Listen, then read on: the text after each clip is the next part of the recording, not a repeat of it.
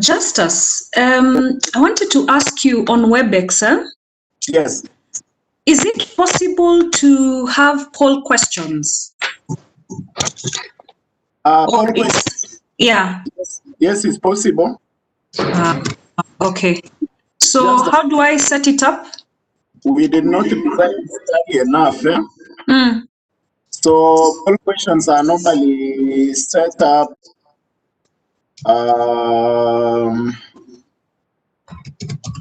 it would be before the event settings.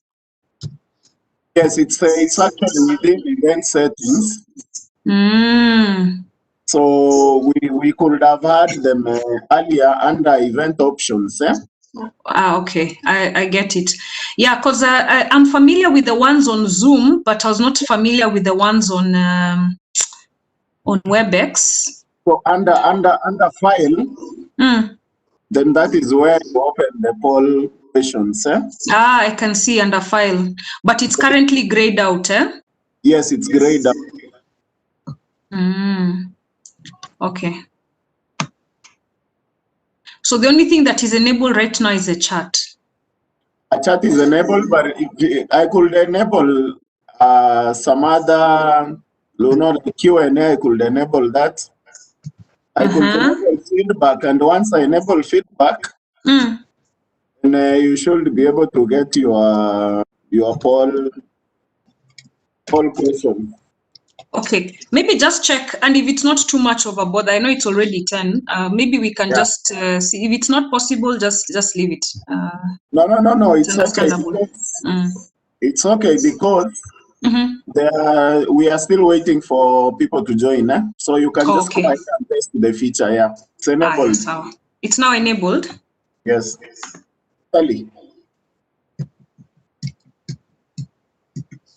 So that's under feedback. Why will it not have sent that email? But you told me you already registered in.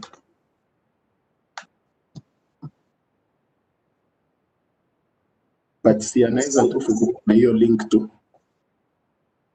Ile link yenyu hata wewe ile yenyu ulitumia jana ama hata yenyu umetumia leo. Are you able to log in yourself? Yes. Ile nimetumia ya yes. Mregister kwa attendees group.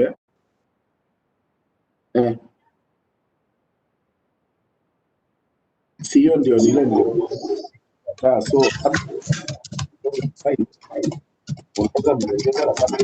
we will remove the panelist list. That's the message. Because you already charge everything that is surprising. That is surprising.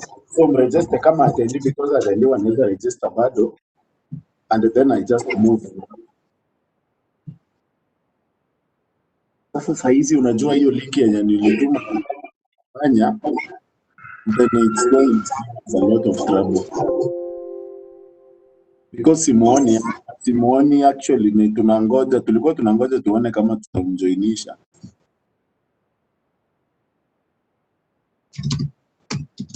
Alafu move to immediately as soon as amenini hivi, you let me know na move kwa panelist. Okay, thanks.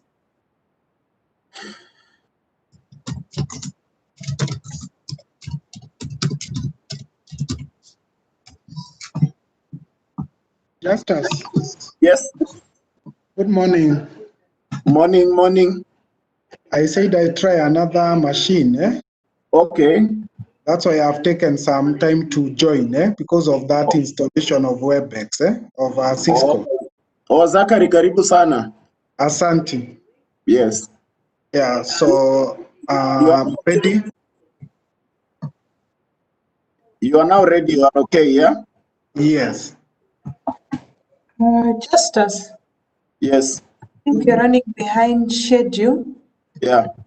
Nina's requested she'll join us as we continue. Could we Okay. allow Sally to bring in the PS?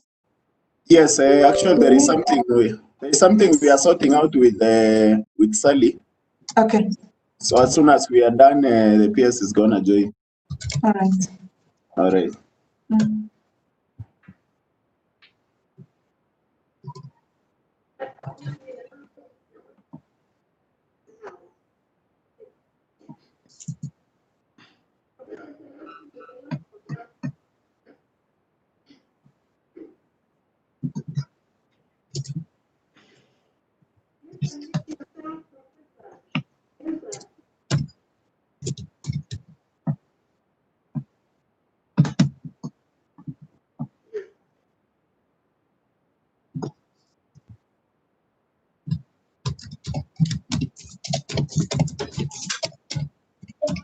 And then Justus, Yes.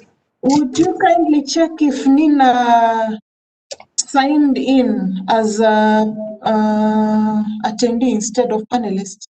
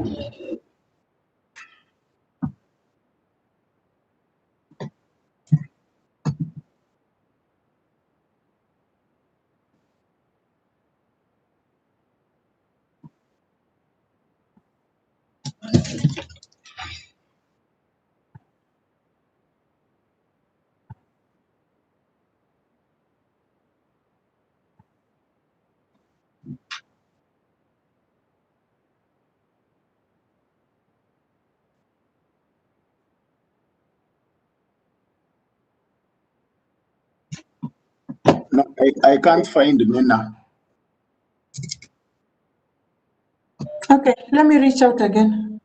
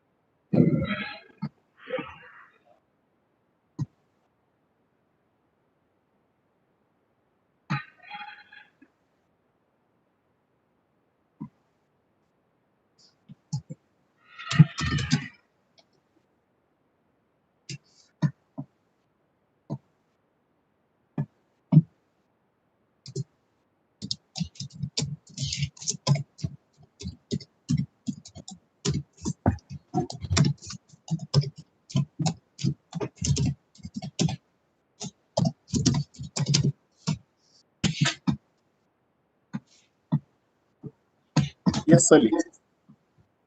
Hello? Hello, Sally. Hello, Sally. Hello. Hello. Sally. Hello.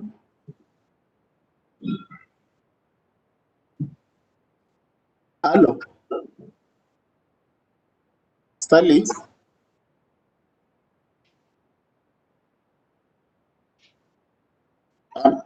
Hello, Sally. Yeah,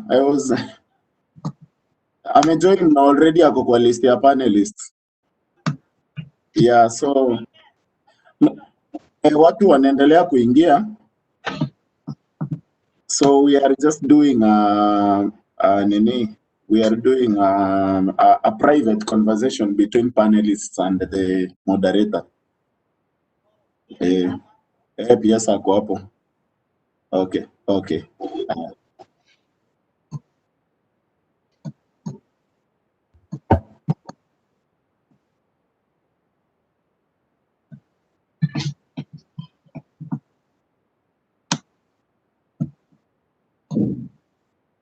So, Director Mulei. Director Mulei. Yes, I will say it. Yeah, we've been joined by our PS. Good morning, sir. Good morning, Mulay. Good morning, everyone. Good morning to you, sir. Good morning. Good morning. Yes.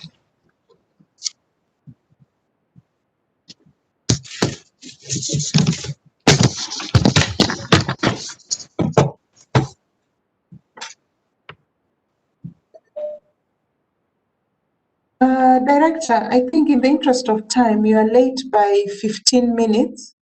Yes. I think we can get started if Justus could, maybe we have 1 or 2 words, then Justus to open up kindly. Yes. Justus.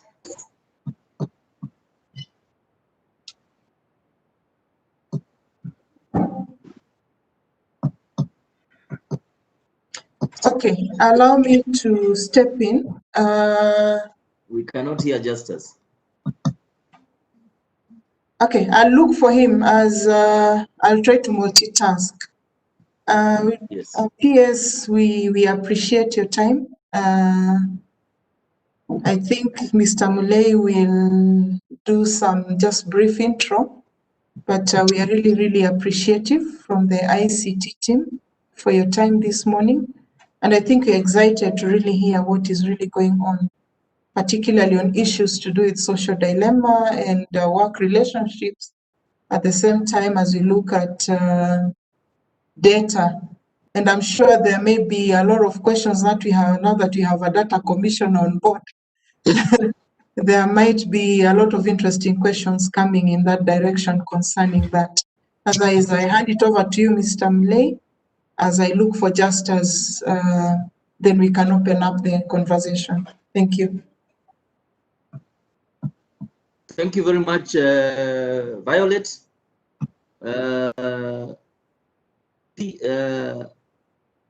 PS, panelists, and everybody else, good morning. Sorry, can I open up for the rest? Good morning. Yes. Good morning. Please do so that we start. Okay.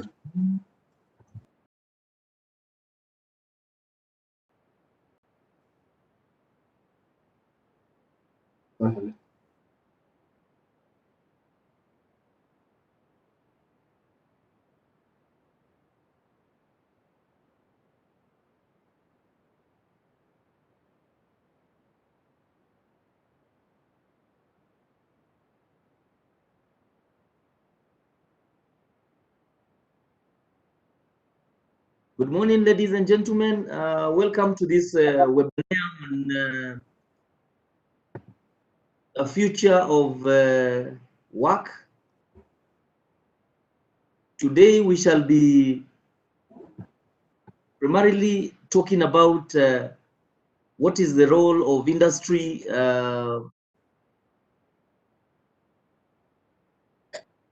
I seem to be losing my audio.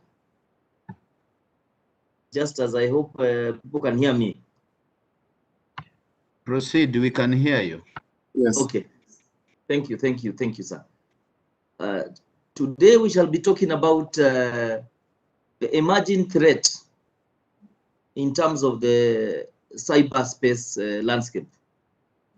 What is the role of industry, clients, thought leaders, and third-party implementers in shaping the response to cyber cafe, or rather cybersecurity? And we have a number of panelists with us who will be giving us presentations, and they will also be taking in questions. We request that people will go to the chat section and write their questions as the session is ongoing.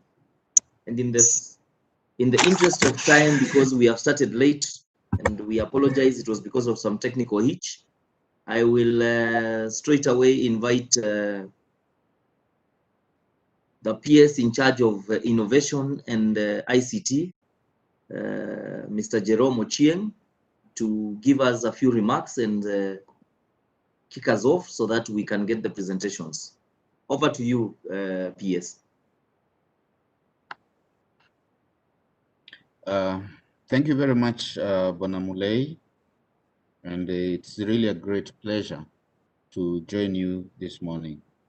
So as I start, I wish to recognize Dr. Paula Mwekali, Lecturer, School of Science and Technology at the USIU, Ms. Nina Mbeva, Founder and Managing Director at Talent Source Limited, Zachary Waweru, Deputy Head of ICT, Commission of University Education, Ms. Caroline Guya, Founder and Managing Partner at Guya and Associates, staff of the Ministry of ICT, Innovation and Youth Affairs, who are present here, distinguished guests, ladies and gentlemen, good morning. Good morning, sir. Let me start by saying that the COVID-19 pandemic has created an unprecedented, unforeseen, and really what would describe as a volatile global crisis.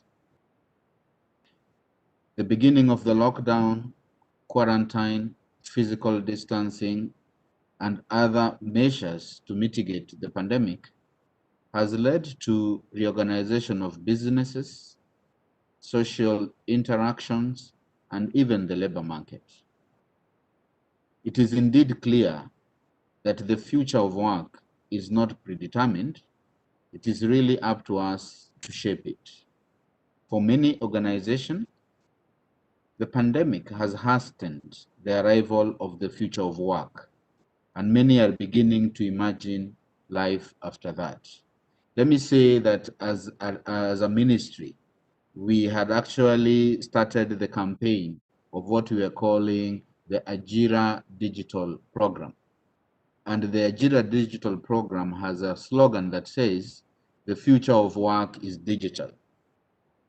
Just to say that we are not really prophets of doom, but we had actually started preparing our people to position themselves, and more so the young people, to position themselves in readiness for digital work. And that's why we kept on asking and telling and informing our young people that really the future of work is digital, and we really did a lot of campaign and awareness creation in terms of how online work works. Therein then lies the opportunity to lay down foundations to exploit new technologies, to automate business processes, and to upskill workers to build a resilient workforce capable of performing in diverse ways during and after the pandemic. With the new reality setting into our lives, technology is clearly playing a major role in creating digital and digitally enabled opportunities. We are observing an accelerated shifts toward the digitization of processes and services across government and the private sector, migration towards mobile-first technologies, and innovations, as well as investments in broadband services to homes. As we talk about digitization of government, you must have really heard of a very great number of institutions of government actually beginning to have their services online, some of which nobody in their wildest of dreams had thought about. Right now, we are actually talking about a digital police. We are talking about a digital occurrence book, whereby the police officers are capturing recording statements using tablets and actually at the scene of crime. We actually also, the Office of the Director of Public Prosecution has also gone digital. The judiciary has gone digital. Correctional services has also gone digital. We have cases whereby now prisoners are not coming, and we have piloted this in a few correctional services institutions, whereby prisoners are now appearing in court. You know, the way they are normally driven with the Marias, now they're just presenting their cases, or they're appearing in court online for from their respective places where they are locked in. A clear indication that there are, those are just some of the ones that really people had not even envisaged, but there are quite a number of other government services that are actually coming online. Of course, you're aware of the e-citizen platform, where government is trying to bring on board as many services as possible. We are aware of our Huduma services. We are also aware of the land registration and the digitization of our land registries. Quite a number of government services coming in online. Fortunately, as a country, we had thought about this way before, and we had really put in necessary infrastructures that now we only need to scale up because the demand for their use has increased. As the COVID-19 pandemic accelerates digital transformation, it is also essential that we take a keen look at our cybersecurity strategies and implement measures to promote a more secure, reliable, and a trustworthy digital space. Like they've always said, it is only that tree that has mangoes where you'll see people throwing stones to. Otherwise, if you find a withered tree with no leaves, I don't think anybody would be interested in throwing any stones to it. So as we talk about a digital government, and as we talk about bringing our services online, then the risk also associated with cyber challenges also comes on board. And I was having this discussion, and people are arguing that, is it that because we are so insecure, because the number of attacks or the number of attempted attacks within our country, if you look at the global map, is normally higher than other countries? But the simple answer to this is that it is because we have our services online, and we have our digital landscape, and I mean enhanced as compared to other countries. Just to reflect on the example that I gave, since we have most of our services online, then the expectation of stones being thrown to the mango tree are going to be high, as opposed to, you will not attempt to attack, to cyber attack a place whereby the infrastructure does not exist or either services does not exist. Therefore, it is important to state that this strategic action should be taken as a foundation towards building stronger levels of digital trust to enable a more robust, more responsive cybersecurity environment in the post-pandemic world.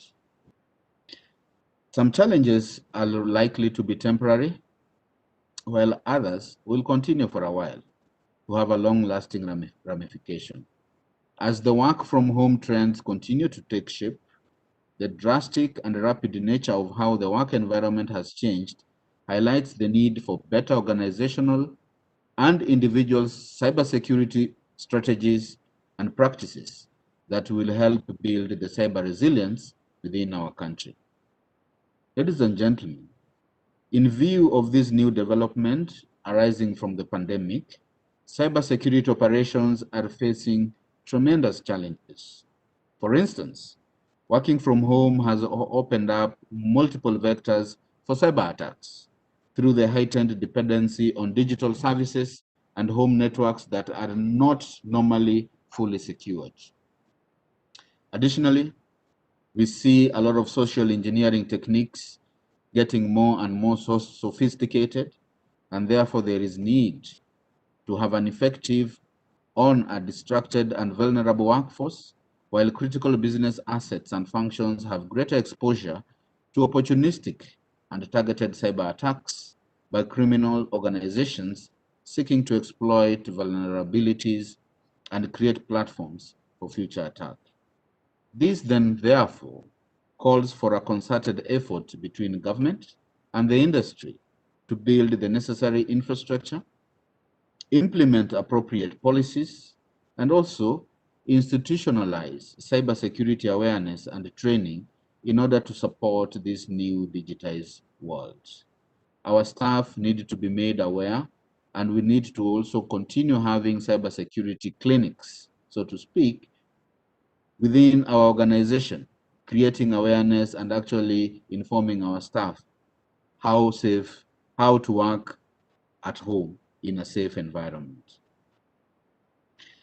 Furthermore, it is imperative that we stay up to date with the latest development in technology and also encourage research in cybersecurity in order to stay ahead of the potential threats that are faced in the digital landscape.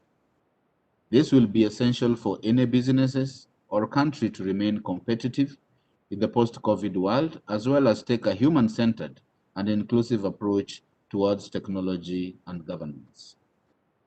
Ladies and gentlemen, let me state that this webinar aims to create awareness on the future of work and cybersecurity issues facing us as we attempt to attain performance targets while working away from our traditional workplaces. It is indeed my belief that the conversation and engagements during this webinar will lead to greater awareness on the impact of the pandemic on the workforce, as well as identify key strategies in combating the cybersecurity threat that is affecting most people as the work environment rapidly changes. With these few remarks, ladies and gentlemen, I wish us all a pleasant exchange of knowledge and also wish to declare this webinar officially opened. Thank you very much, and God bless you all. Thank you very much, Bwana PS, for setting the stage for a very interesting discussion. And without much ado, ladies and gentlemen, we will go into the discussions proper. We are going to start with the topic of emerging threat to the cyber landscape. Now here we will have our panelists, Dr. Paula Mwikali Musuva, who is a lecturer at the School of Business and Technology at the United States International University, Africa, USIUA. She is a full-time faculty member at the university and has been there for the last 8 years. She's a specialist in areas of information security, cyber crime, information systems audit, and digital forensics. She holds a Doctor of Philosophy in Information Systems from the University of Nairobi, School of Computing and Informatics, an MSc in Network Systems, distinction from the University of Sunderland in the United Kingdom, and a BSc in Computer Science, first class from Jomo Kenyatta University of Agriculture and Technology, JKUAT. She is a certified information systems auditor, certified ethical hacker, Cisco certified security professional, and an IBM certified specialist, among many other things. She's also an author and contributor to a number of publications in Kenya and even outside Kenya. Dr. Musuva will tell us what is the role of the industry, client, thought leaders, and third third-party implementers in shaping the response to cybersecurity. She will discuss briefly how artificial intelligence-driven image manipulation, identity theft, and visual evidence have had an impact, especially during this pandemic. Without taking much of our time and without gainsaying what she is going to present, I welcome Dr. Mutuga. Karibu sana daktari. Asante. Thank you so much, Director Muya, for the warm introduction. I'd like to acknowledge the Permanent Principal Secretary, Jerome Ocheng, Ministry of ICT, Innovation and Youth Affairs, to our moderator, Director Muya, fellow panelists, the MOICT staff and audience. Thank you for this opportunity. Good morning. I'd like to just share my screen as I begin. And this is a really good opportunity. Thank you for the invitation to have a good conversation. I think for me, what I'm really looking forward to is having a good conversation, exchanging ideas. I really look forward to hearing from my fellow panelists. I think they also have very interesting topics, and I'd really want to hear the ideas that they have to share around the different topics. As you have been told, I'll be speaking on the emergent and the emerging threat landscape. And it's very interesting to link this with the future of work.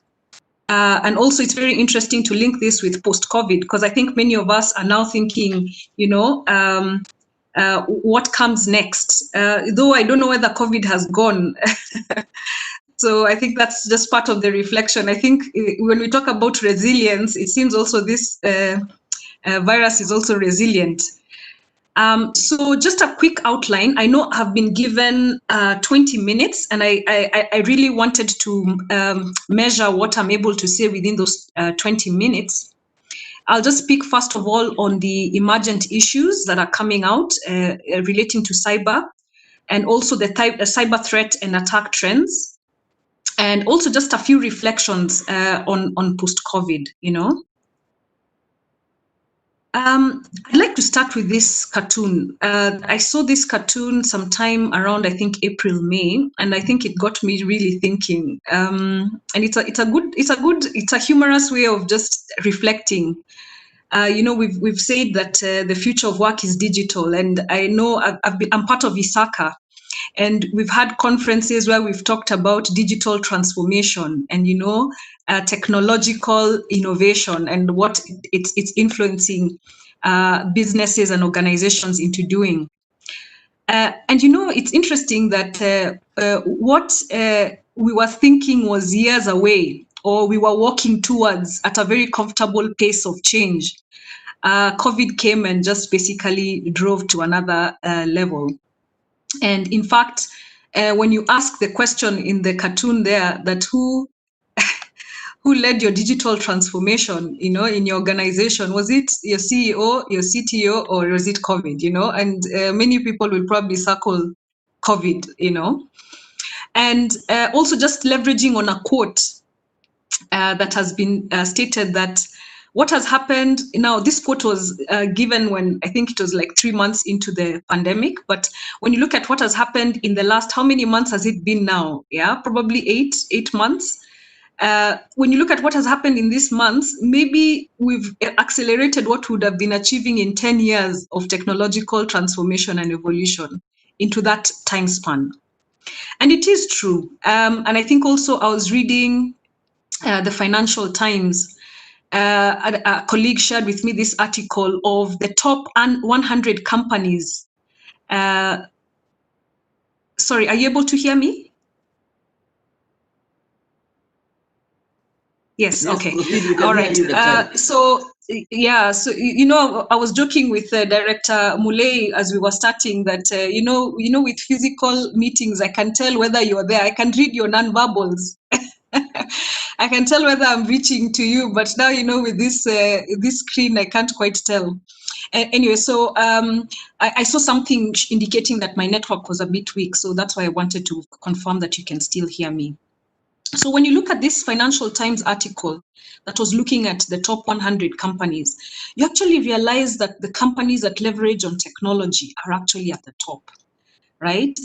So like even in the list, the first 15 are just purely tech companies, you know?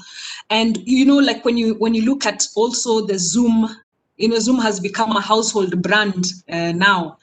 And they were saying by the time April was reaching that we had over 300 million users in a day, 300 million in one day on Zoom. And we're not even counting those who are connecting with other platforms like WebEx, you know, or Teams, you know. So this is the interesting thing. So what it has done, and another area I'm really interested in is this topic called the fourth industrial revolution. You know, we could say that Africa maybe did not really compete, was not very competitive at a global level in the first, second, and third industrial revolutions. But when you look at the fourth industrial revolution, where we say technology is at the heart of it, innovation is at the heart of it, we're talking about convergence of the physical, of the technological and biological. Then we're saying we have an opportunity here. And digital transformation actually is an opportunity to bring our country, our region, our continent to a certain level playing field, a competitive playing field, as long as we're able to capitalize on the digital transformation. If we're able to ride the wave, if I could call it, without getting, you know, without sinking, you know, or drowning. And that's a very interesting reflection, I think, for me, even as we begin. I think we've talked about the future in terms of working from home, and I just want to move my slide. And you look at, so this was a study by Malwarebytes, just talking about how resilient people are being working from home, you know, or what are some of the issues that are emerging as people work from home. Now, I know they're a little bit small, and I'll just kind of walk you through some of those emerging issues. So one of the things, of course, has been organizations have had to open up access. And, you know, like there's that element of if your network was being protected from completely enveloped from external access, and you didn't think about how you open up your network securely using VPNs and other remote working technologies, you're already being challenged from that particular point of view. And let's say any of your staff, you know, here at USIU, we had some of our staff members being put on unpaid leave. And one of the emails that we had was deactivating of accounts so that those accounts are not being misused. You know, how do you handle unauthorized access from people who you don't expect to be on the system or on the network? I think there's this whole element of also new devices connecting. I think there was also another study that was looking at what devices, you know, when they were looking at internet access and which devices are being used most for internet access.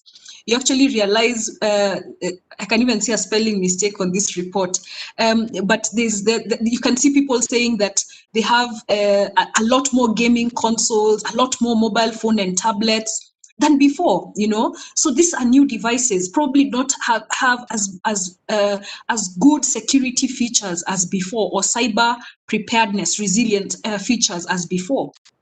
I'll be talking about malware attacks, and probably the heart of my my discussion will really be on malware, because I think this is one of the emergent issues, and it's not going to go away.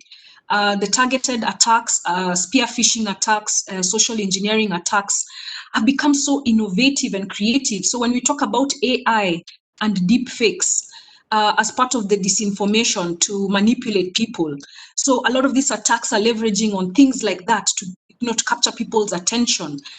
So there's a lot of deception also in that element.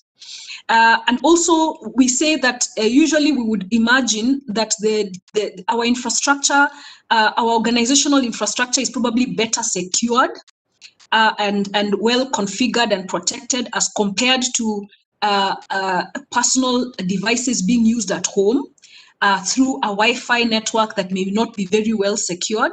So what does that mean even in terms of emerging cyber issues as the boundaries become more porous? Because now, if you're thinking from a security perspective, we used to talk about zoning.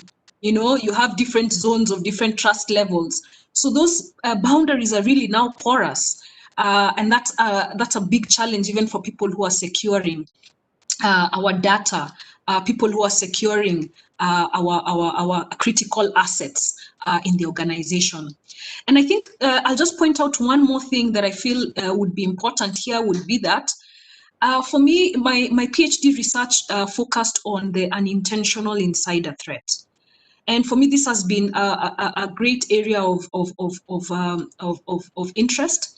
And we're saying that a lot of our employees don't have proper training. I really want to congratulate the Ministry of ICT and Innovation and the staff. Thank you also, Violet, because I know you're behind this thought process, this conceptualization of engaging the staff members to really improve their awareness, their training, their skills. Because you see, what we realize is organizations invest a lot in security from a perspective of maybe infrastructure, right? But very little in terms of security, in terms of the people, security training, routine. And remember, especially with a lot of these behavioral issues, because I'm talking about behavioral issues, they're not transformed just by one session. You know, and then also remember that the attacks and the attackers are always changing tactic. So you're just holding one training, you know, at induction, and probably not as hands-on. You actually lose out in terms of your real security posture, because your real security posture is it can really be measured in terms of your people issues. And that's where I believe the heart of security really is. So maybe just to move on, and I don't know who's giving me my time. I'll try and keep within time. So I think something else that is very important here to note is that some of the trends, and I'll just highlight a few. So this is from Verizon. This is a very good report. I really recommend those who try and understand what's going on to look at this report. Verizon Data Breach Investigations Report. The interesting thing with this report, it just doesn't look at incidents. You know, incidences we say are when someone attempts to compromise your security. With a data breach, we're talking about confirmed, you know, confirmed successful attempts. So I just didn't scan your network, right? I just didn't, you know, probe your firewall. I just didn't try. I actually succeeded, and I got access to your crown jewel, which we usually call is the data. So when you look at the trends here, they say that for sure, a lot of it comes from hackers.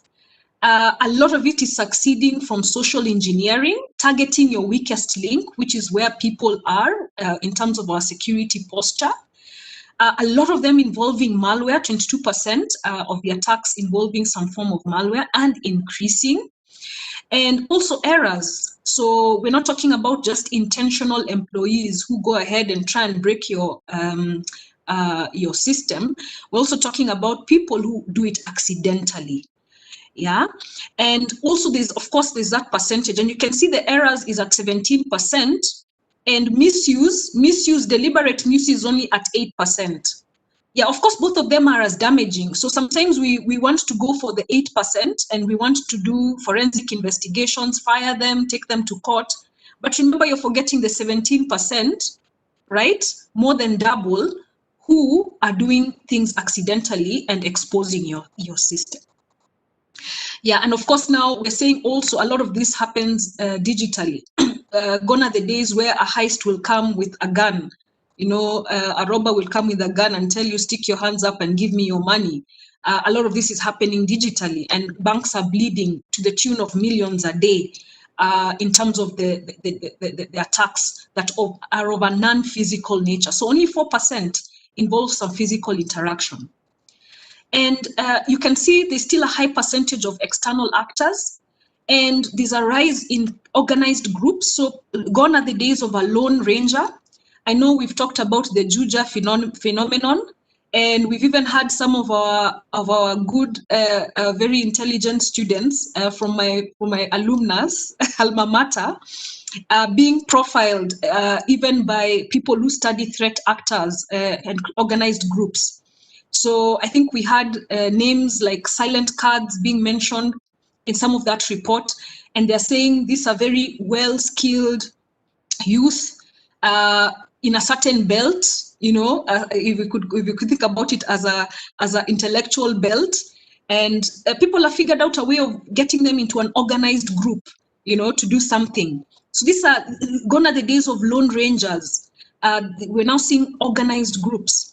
And I think a lot of internal action, as I've emphasized there even before. So I just want to say something here, even as we go along, that, and I know this diagram may be trying to say a lot, but just highlighting, and this is from Deloitte, just highlighting a couple of things here. We're talking about more of organized crime, right? And that's what I was talking about there. And also a lot more of state-sponsored cyber warfare. And I'll just mention this as we go along. So I just want to highlight those going along. So this is also in terms of attacker determination and sophistication. So we're also seeing very determined groups. They're very sophisticated tactics. I think even in the study of our own phenomenon along the Juja belt, they were saying that these guys can write custom-made malware and customize, malware to evade detection and use it for new purposes. You know, getting ATMs to spit out money and things like that. You know, so these are the things we're saying. Very sophisticated kind of attacks, very persistent, that take a long time to really curate before being deployed. So that's a very interesting thing. And this also still from the same report by Deloitte, but I don't want to overload you. And maybe just to point out to just a few things here, that, you know, when we talk about the actors, they use some techniques, right? And so we'll be talking about maybe one technique there. So they'll be using different types of methodologies, tools, and techniques to get into to compromise your environment. And then what's their goal? Because the goal is now at the really bottom here. So the effects that we usually will see, and this is what translates to actual loss if you were to really give a total number of what is lost in relation to cybercrime. We're talking about data loss. We're talking about revenue loss. We're talking about also theft of money, you know, so that's an asset. So cash basically being stolen. Reputational damage, you know. If we're thinking about the fourth industrial revolution, innovation is key. Innovation is one of the most valuable possessions any company that is competitive will be trying to protect, you know, the intellectual property. Threat to life has become more, you know, this is actually where loss it should be focused on, because with IoT, Internet of Things, we're seeing it has blurred the lines between the physical and the digital, right? And what we're saying is, I have introduced sensors and intelligent sensors in my car, and someone who's malicious can disable my braking system. And if they want to take me out, that's a very clean way of taking me out without leaving traces. If you think about critical infrastructure, a lot of nation states are relying on intelligent sensor networks, SCADA systems, to drive power, to drive supply of critical resources to the population. So we're saying these are the effects. And also we're talking about disruption. And one of the things I'll be emphasizing post-COVID is BCP, business continuity planning. because I think this is one of the emergent issues we can't ignore, that we will not be able to survive a pandemic if we don't have an idea of how we're going to handle it, including on a cyber level. Because we've become more reliant on, we've moved to digital, we've done a transition to digital much more than we would have wanted. And what would happen if our reliance on digital platforms actually fails? What if it fails us? You know, that's another type of pandemic. So are we prepared in terms of our BCP level? So that's what I just wanted to highlight from this. And what I'll do is, let me just point out something in terms of a pattern. If you look at this graph over here, the source is Microsoft Digital Defense Report. They issued this in September. And they were basically saying, so from their protection team, yeah, the team that basically handles incident analysis and response, they noticed a clear correlation, a very clear correlation between the pandemic and cyber attacks. And can you see the graph? And in this graph, they actually highlight different peaks. And you can see even in terms of attacks peaks going around March, okay? When everybody was uncertain and everybody was transitioning and there was a lot of change happening and a lot of uncertainty. So I think that's what we're already seeing. And uncertainty also follows other events, not just COVID. And this is what is another emerging issue.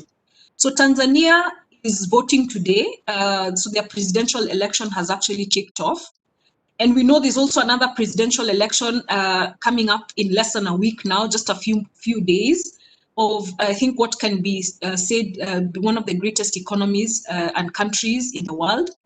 And you know what, one of the things you realize also, the cyber attacks also follow that trend, right? Whenever there's a major event, the cyber criminals capitalize on that event, because if they're to do some of the things we're talking about in terms of spear phishing, misinformation, if they're to do things to do with deception, they will target an event that will capture people's attention, because that's when you can be able to hook them and lure them in terms of an attack.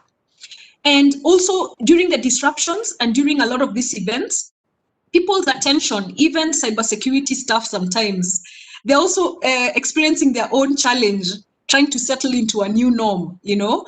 So they may also not be as prepared and looking out for that needle in the haystack attack that has been prepared and curated over months and prepared to be just aimed at the point when you're busiest, at the point when you're transitioning and your attention is dispersed. So, you know, that's another thing that we want to talk about. And this would have also happened with the Olympics, just that the Olympics didn't happen, but there's another trend that happens also capitalizing on events like that. And I'll just quickly, because I know I don't have too much time, and these slides were going to emphasize on the same point, I'll just basically say, so one of the trends that I know will go even post-COVID is this element of the state-sponsored hacks, organized crime syndicates, and also leveraging on people issues, weaknesses in people issues, okay?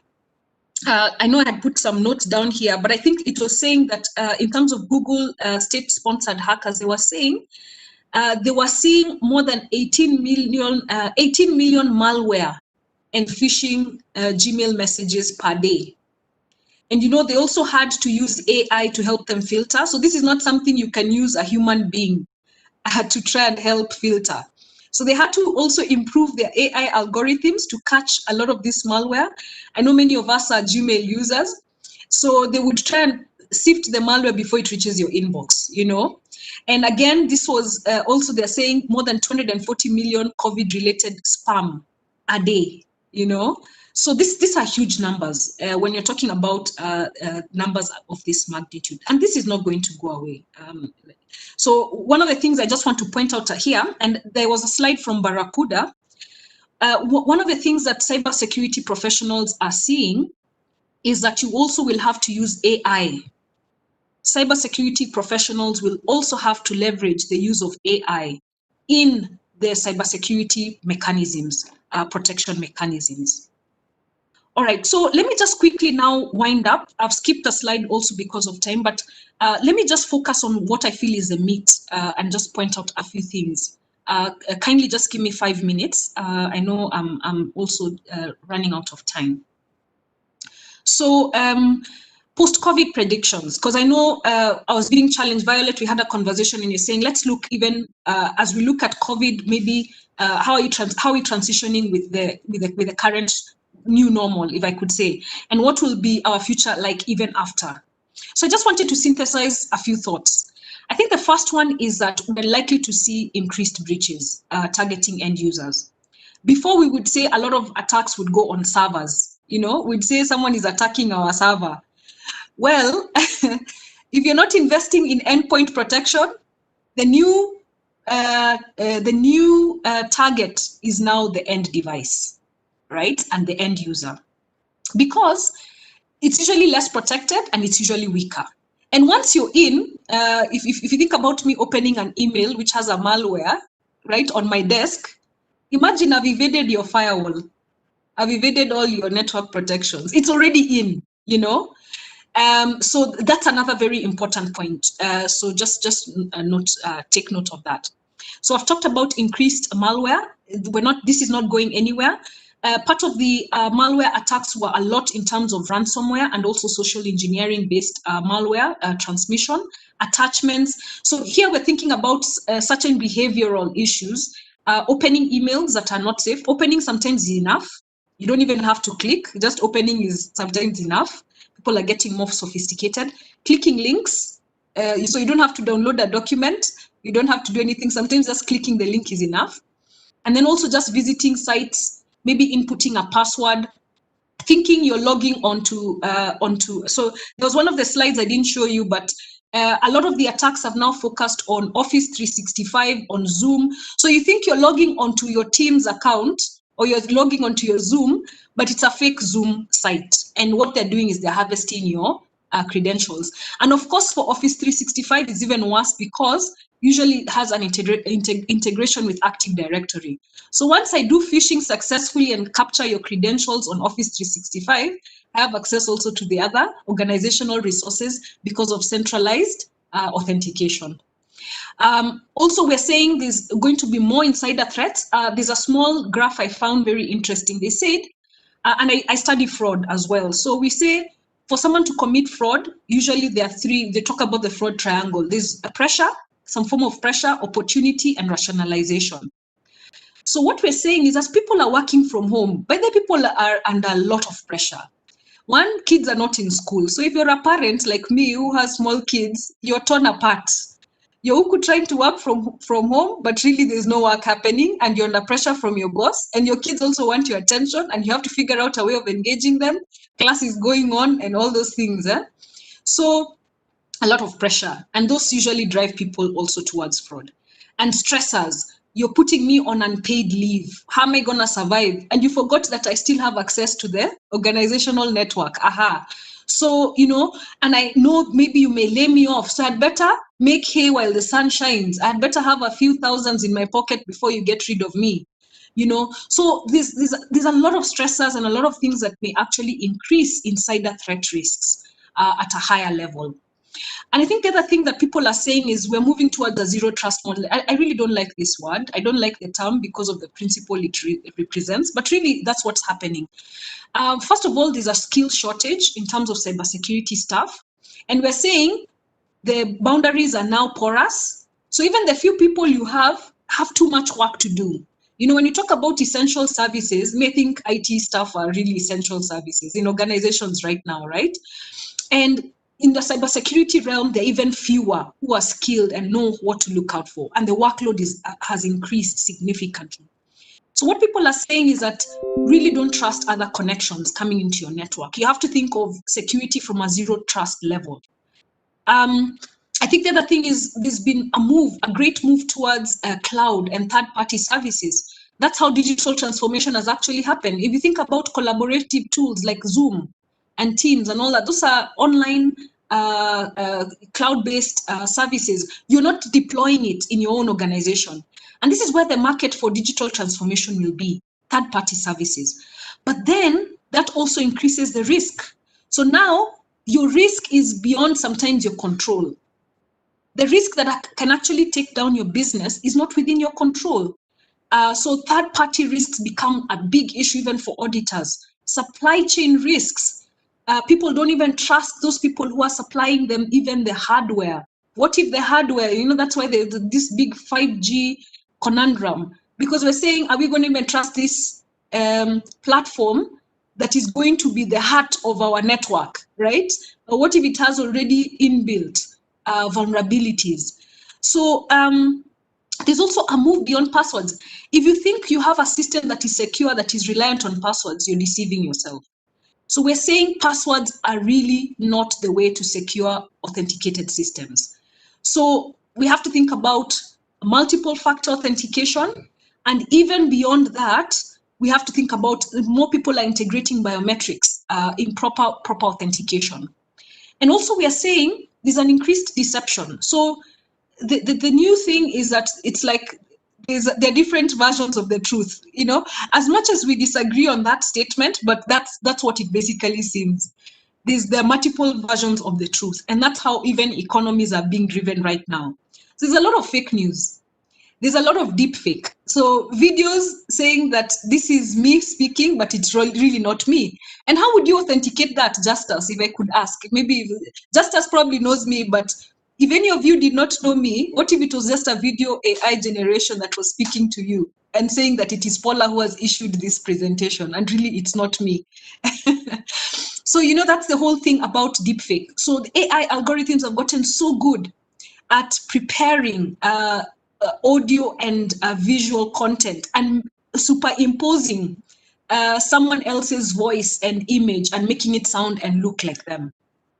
And now we're also saying, I mentioned this earlier, that AI is being built into security solutions because it's like a needle in the haystack when you're looking at some of the threats.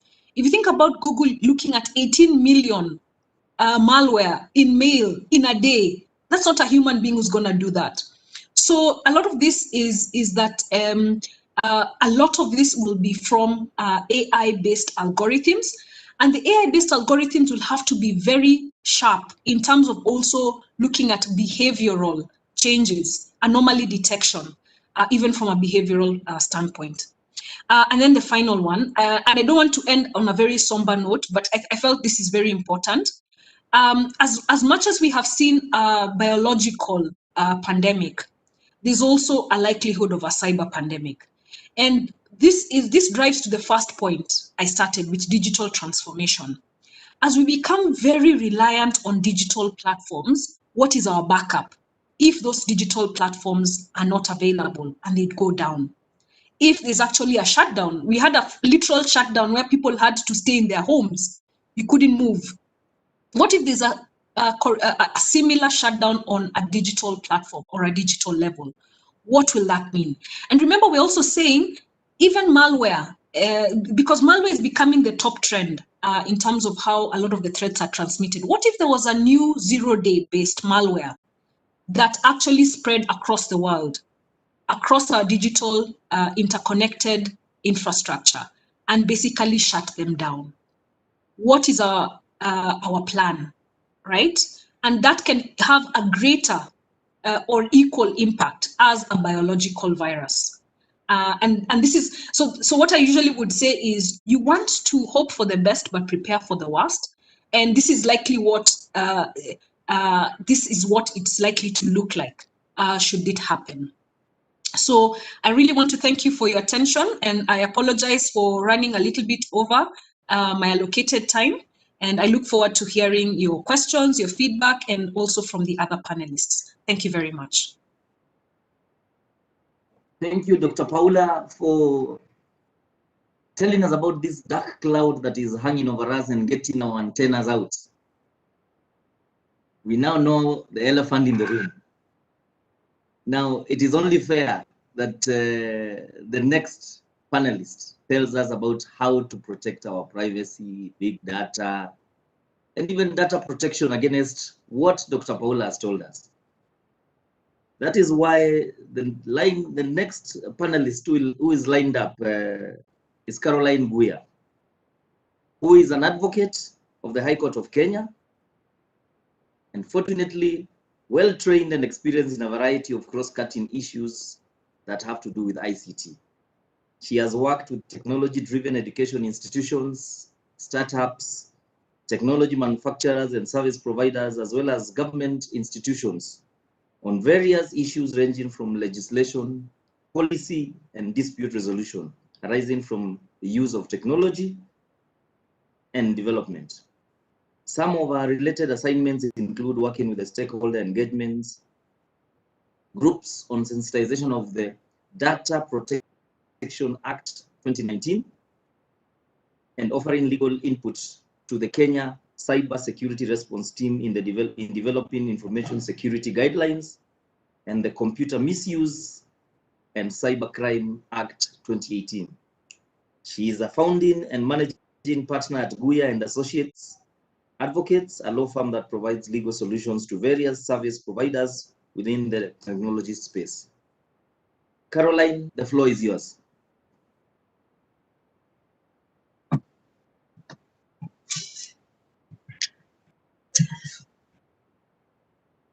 All protocol observed. Good morning, everyone. Good morning, Caroline. Good morning. Thank you very much for this opportunity. I'm not sure I can fit into all that Dr. Paula has provided. I must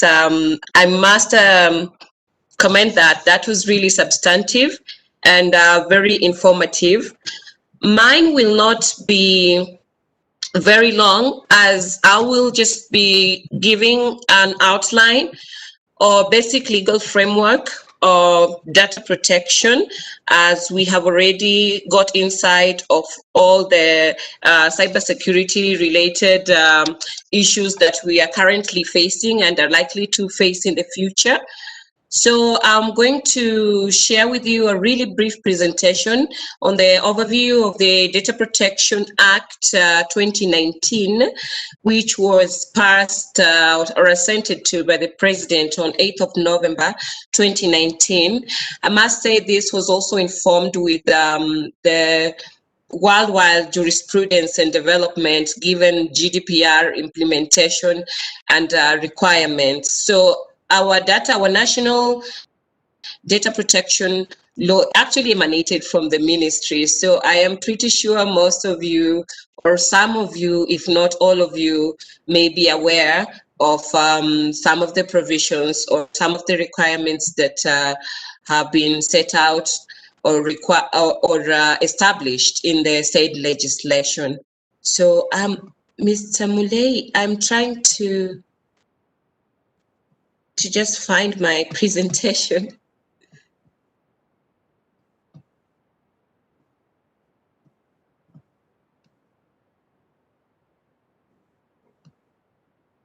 You can proceed as you sort that one out. Okay. Actually, I'm a bit. So yeah, currently the government has put in measures for share. So this is share. Please assist.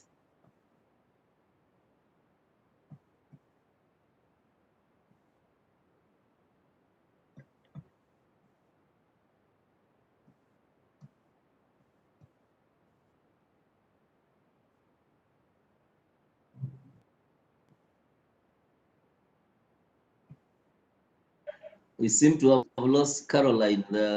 I am here. Actually, I'm here. Okay. I'm here. All right. I'm here. I'm just trying to find how to do this. It is interesting to note that technology is still, lawyers and technology don't really go together. So, but I'm trying. Anyway, the outlay of the current Data Protection Act 2019 lays its basis on the Constitution of Kenya 2010 under Article 31 that provides for the right of privacy. So under Article 31, every individual is entitled to have information about their families or their private information protected and not unnecessarily revealed. So in that case, the data protection is out to just ensure that Article 31 has been enforced fully. The Data Protection Act 2019 provides for various rights and responsibilities for individuals in determining the use of their personal data. For instance, some of the rights that have been bestowed on data owners or data subjects in that case, that the data subjects, which would be you or me, depending on the circumstances, the data subject has a right to be informed on the use of their personal data. So this only, sorry? Sorry.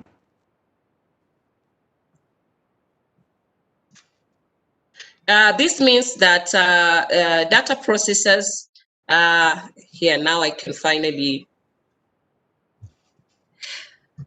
thank you very much. So can everybody see my screen? Yes, just make it a little bigger.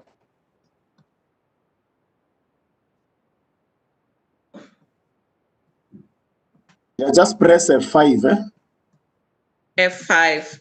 on the keyboard, yes.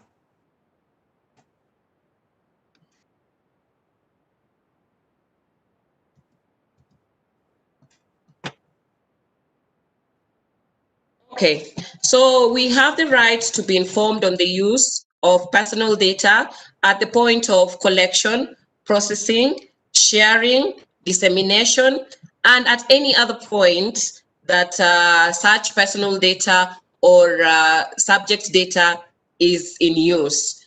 Then there's also the right to access the personal data. As an individual, as a data subject, you have the right to question how your data is being collected and how is it being used, how is it being disseminated, who is sharing it. If it is being shared across the border, are there measures that have been put in place to ensure that such information is secure? And must it be used? Is it for purposes of enforcing a contractual agreement, or what is the actual purpose of sharing this data beyond our Kenyan borders, so to say, if we're speaking about the confines of our borders? Then we also have the right to object on processing of all or parts of personal data, and also the right to have such data corrected, deleted, or done away with, so to say, in the event that this data is false or misleading. We also have the right to move with our data portability, which means that you can move your data from one data controller.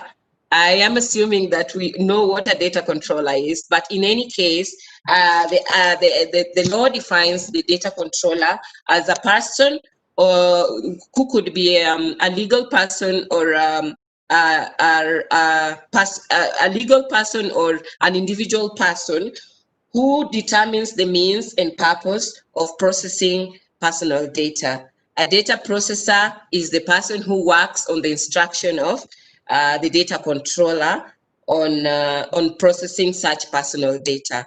So there's the right bestowed on the individual who owns personal data to actually have their data moved from one data processor to another without restrictions. The Data Protection Act also provides for the Office of the Data Protection Commissioner. It is currently in process. We already have a Data Protection Commissioner has been appointed. So we are in the process of actually setting it all up and having the implementation process kick up.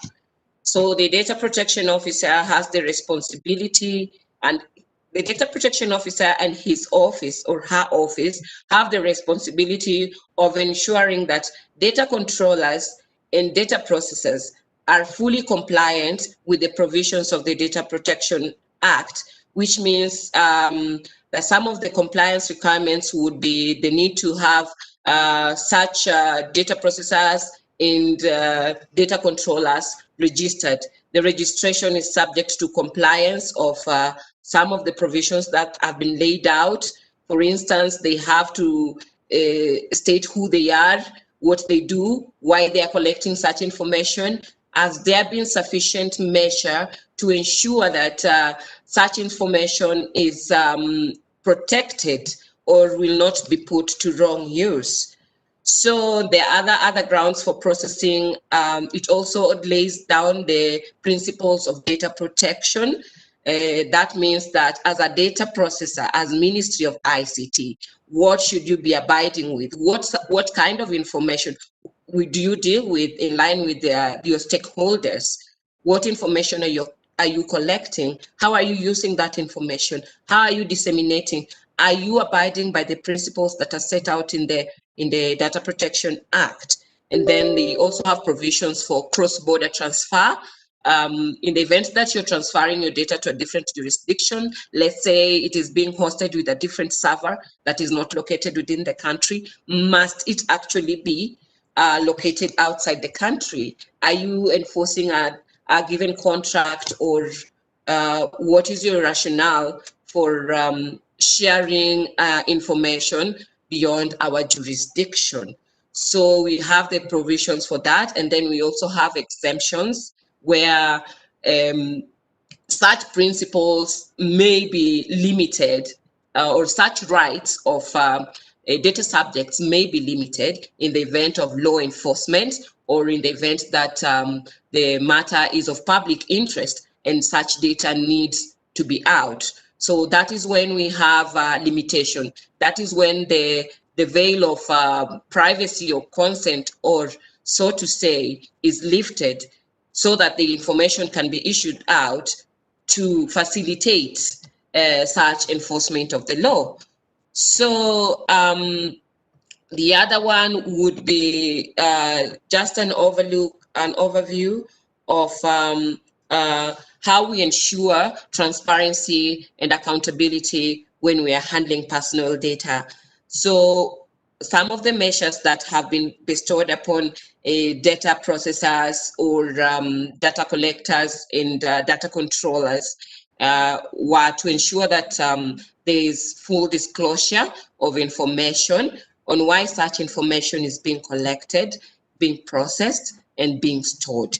How long are you storing? When processing, when informing on how you're collecting this information, it is not just enough to issue out checklists for people. You must be very explicit in seeking consent as to why you're collecting this information. Consent is a document that will really inform how, why, when, and how you will delete this information, and at what extent, to what period are you going to keep this information.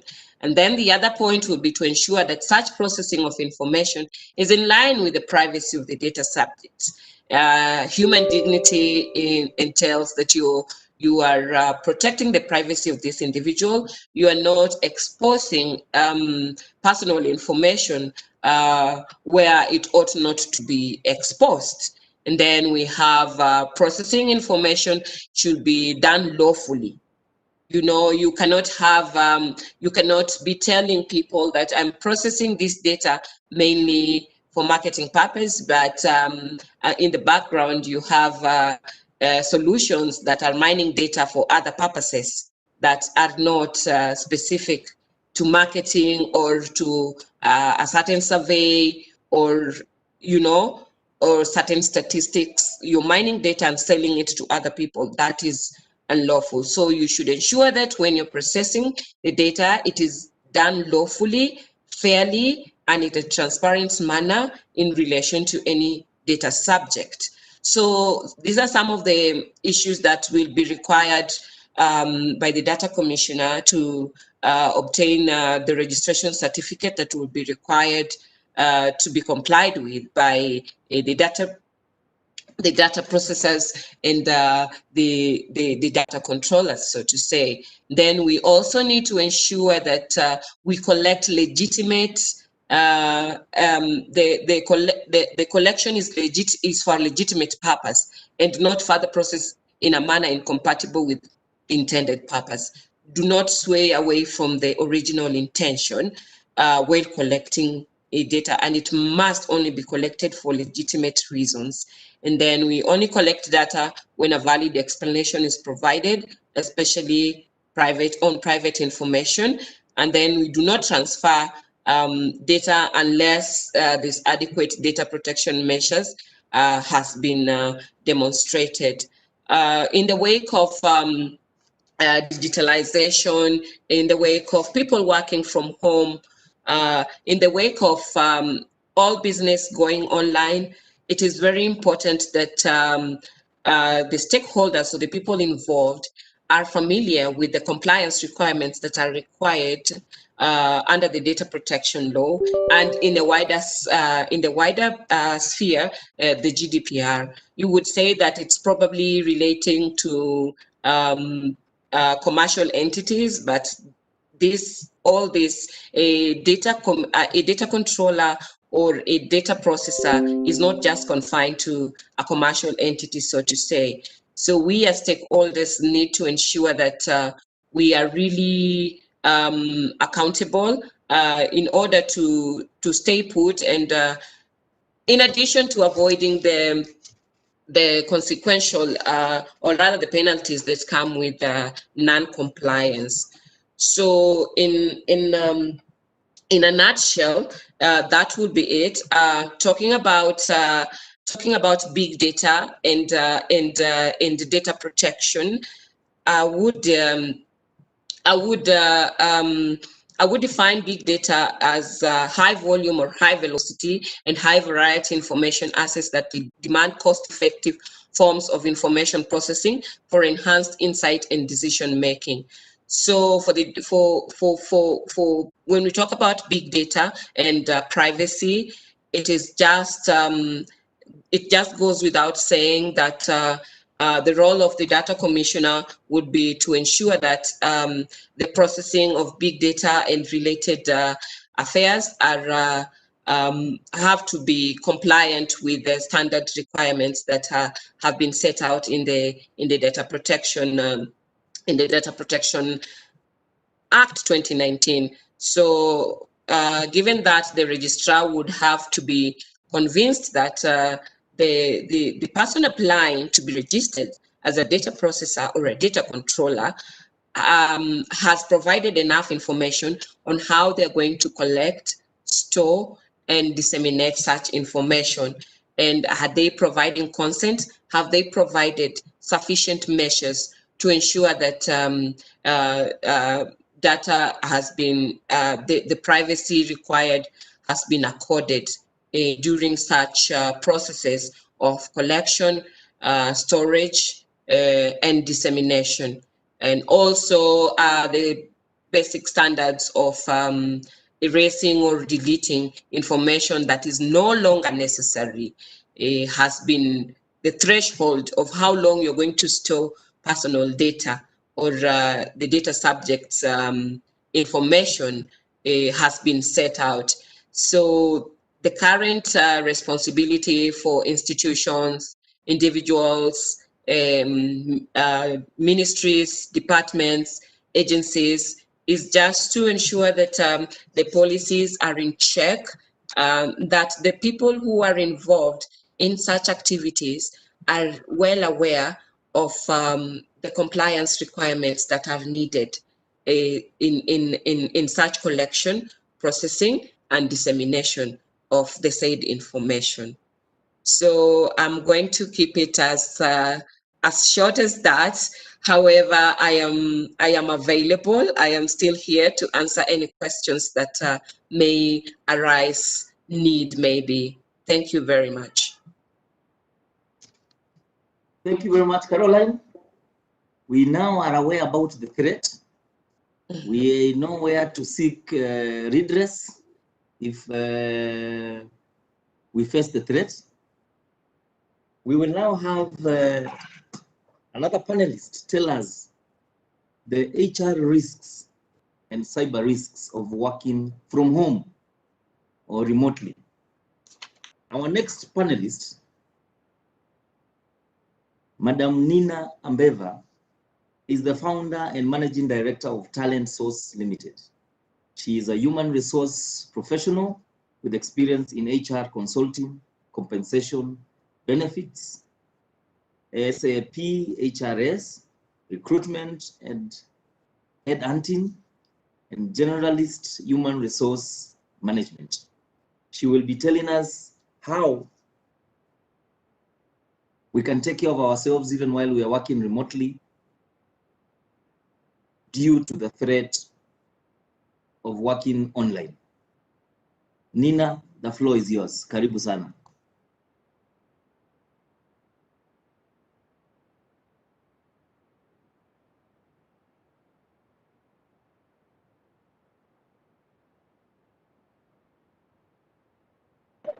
Okay, great. Good morning, everyone. Good morning, Nina. Good morning. Thank you for that introduction, and thanks to my fellow panelists. Those sessions have been really good. Some of what I prepared will almost sound like repetition with what Dr. Paula had presented, but let's go ahead. So HR plays a critical role as far as human resources or human capital is concerned. People have been going to the office and then suddenly they had to start working remotely. A lot of organizations, like international American organizations, they are used to that. They have that flexibility. You can work from anywhere. But a lot of our institutions, our local companies, that has not been the trend. So HR finds itself with quite a bit of work from the time you hire the person. You make sure that they're very aware of cybersecurity and the risks. HR has now gotten involved in drafting policies so that employees can sign and understand what the risks would be. Because hackers are continuously trying to breach company networks, damage devices, and steal personal information. A lot of this is for monetary gain or political gain. So why is knowledge of cybersecurity essential? Cybersecurity of a company is only as strong as its weakest employee. Sometimes the misconception is that that's for IT or that's for the security team. But today, the different departments have to partner. And you, as an employee, it doesn't matter what area or whether you're in legal, HR, you're also responsible for how much access or the negligence that can cost the organization so much. Because every employee is a potential target for hackers. So negligence is a core thing. Now, yes, people have had to work from home. Sometimes it depends on the kind of space you have. Your children are also at home. So you may have, for example, a 2-bedroom apartment, a dining table. The children maybe use the dining table. You wonder where to hide. Can you do it quietly in the sitting room? Or should you go and sit somewhere where you can work from? And this is where you find now a lot of people go to these cafes, a Java cafe, your art cafe, and the first thing people do is ask for the Wi-Fi password. Or some buildings have free Wi-Fi. Now, that is what will open a risk, especially if you're using your company provided laptop. You really shouldn't have access to, or shouldn't use open Wi-Fi, even in some of the co-working spaces, which have now become common. So it's good to just be careful. Have a VPN, that's the virtual private network. This will help secure your network and data. So it's very important that the IT department takes the time to give you this VPN as an employee. What's happening right now? People have been out for 6 months, but they're now beginning to go back to work. Some are doing it, you go 1 week, then next week you take a break and your colleagues are there, just so that people are not too congested. But again, some organizations have said we're not going back until January or June, just staying away. So there's, yes, a lot of remote working. You'll find that some employees enjoy it and they're very productive. And then for some, this working from home is quite a challenge. But usually your supervisor or immediate boss can work with you just to help you find the best way to deliver as you work from home. Yeah. So the emphasis here is that much as HR would play a role, but employees also have to take charge. I, as an employee, have to be responsible for the gadget that the employer gives me. Even if you're sitting somewhere, do not walk away from it unattended.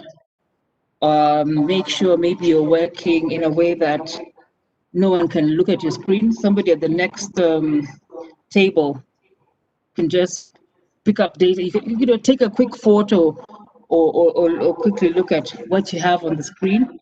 So make sure you have a screen protector or your back is against a wall so that out there, you don't know what, the person sitting next to you will look innocent, like they're having coffee, but you never know what their motive is. So every employee must take charge. I, for instance, I'm a recruiter, and I'll advertise roles. I set up different emails for the different jobs. And yes, you get lots of applications, but you also get a lot of unsolicited emails. So those are the ones that are very risky to click because you don't know what somebody is sending you. And like I think Paula said, once you click on it, the virus is already now in your email or in your laptop or desktop. So you must really be careful. You must trust the source where the email is coming from. Sorry. The other thing that HR must be very careful with, yes, there's a lot of people who are on unpaid leave, people who somehow in this time will be let go, demotion or dismissal or redundancy. HR must act very quick and inform IT so that certain rights are immediately disabled. Sometimes you don't know how the employee is feeling about how they've been let go. So they might want to hurt the company, if I can put it that way. So make sure all the email address is disabled, their access to the network is disabled immediately, the gadget is even taken away. So there's got to be very quick action and communication when there's a lapse, it doesn't help. Again, employers also have to be strict sometimes. I have worked in organizations where, let's say you could only go on Facebook or Gmail between 1 and 2, and then after 5. But some don't even allow, it's assumed that you have your own gadget at home and you can browse at home in the evening. But again, IT always has to keep track of employees and the sites they're going to, and some sites need to just be blocked because they provide a risk to the company's network. So creating a strong risk management strategy is very important. And this is part of what HR also would do. So setting up authentication and approval paths within an organization, depending on the rank. So you will have certain rights. Let's say you have a system like SAP, and you're in finance, for instance. You can only be allowed to do certain approvals because of your level. Maybe you're the senior manager, and so on. So those rights are also usually important and can mitigate the risk or exposure of the organization. And then if employees don't abide by the rules, there's got to be some form of not punishment, but they've got to keep reminded and know that there's the consequences if you don't adhere to the policies that you have signed. It's just good sometimes to have refresher courses, and the training is the big thing, so that employees know what they can be exposed to, what to look out for, so that you know what kind of risk, and just to generally be aware. So it's important for HR to be educated, but also educate employees. Right now, even from home, you can do a lot of courses online, or somebody internally can hold a 30-minute Zoom lesson. So that's really important, the knowledge. And this should be also part of the recruitment process, the onboarding, the whole cybersecurity risk. What are some of the advantages that we see from people working remotely? Sometimes, like I said, you'll be more productive. Colleagues are not walking to you and chatting and asking you questions and taking so much of your time. You're not driving to work, so you're saving on fuel, parking fees, those who have to park, and there's no traffic. I really hope this will also overall reduce the traffic in Nairobi City, but it doesn't look like it's happening, much as a lot of people are not at work. But there are some advantages. Yeah, I think that's really it in a nutshell. I don't have that much. Oh, I see that I had an echo throughout. Yeah, but I could hear the echoes as well.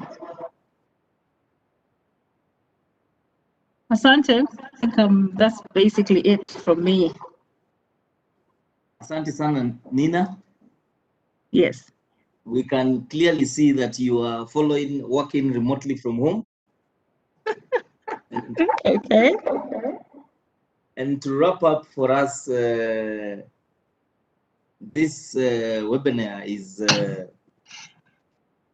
Bonazak Waweru, who will tell us about the social dilemma and impact of working remotely. He will most likely even paraphrase some of the things that Nina has said.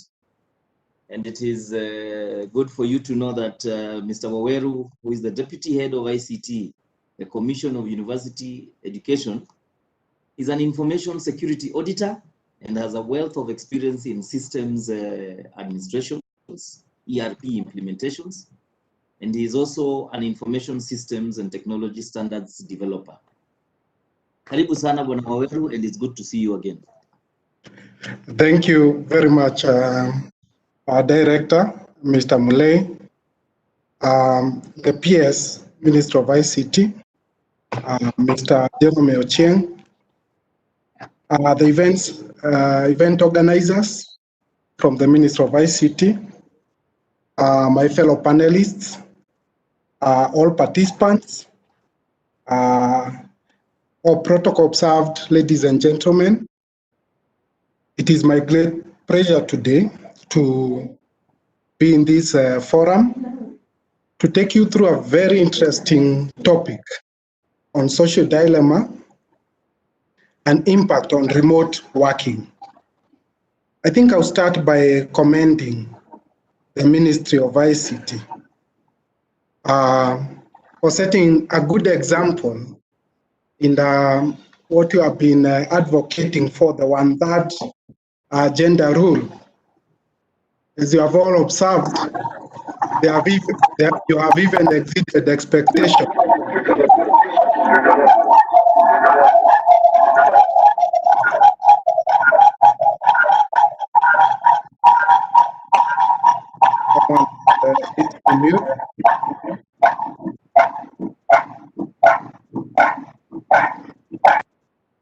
Nina, can you kindly mute yours? Thank you.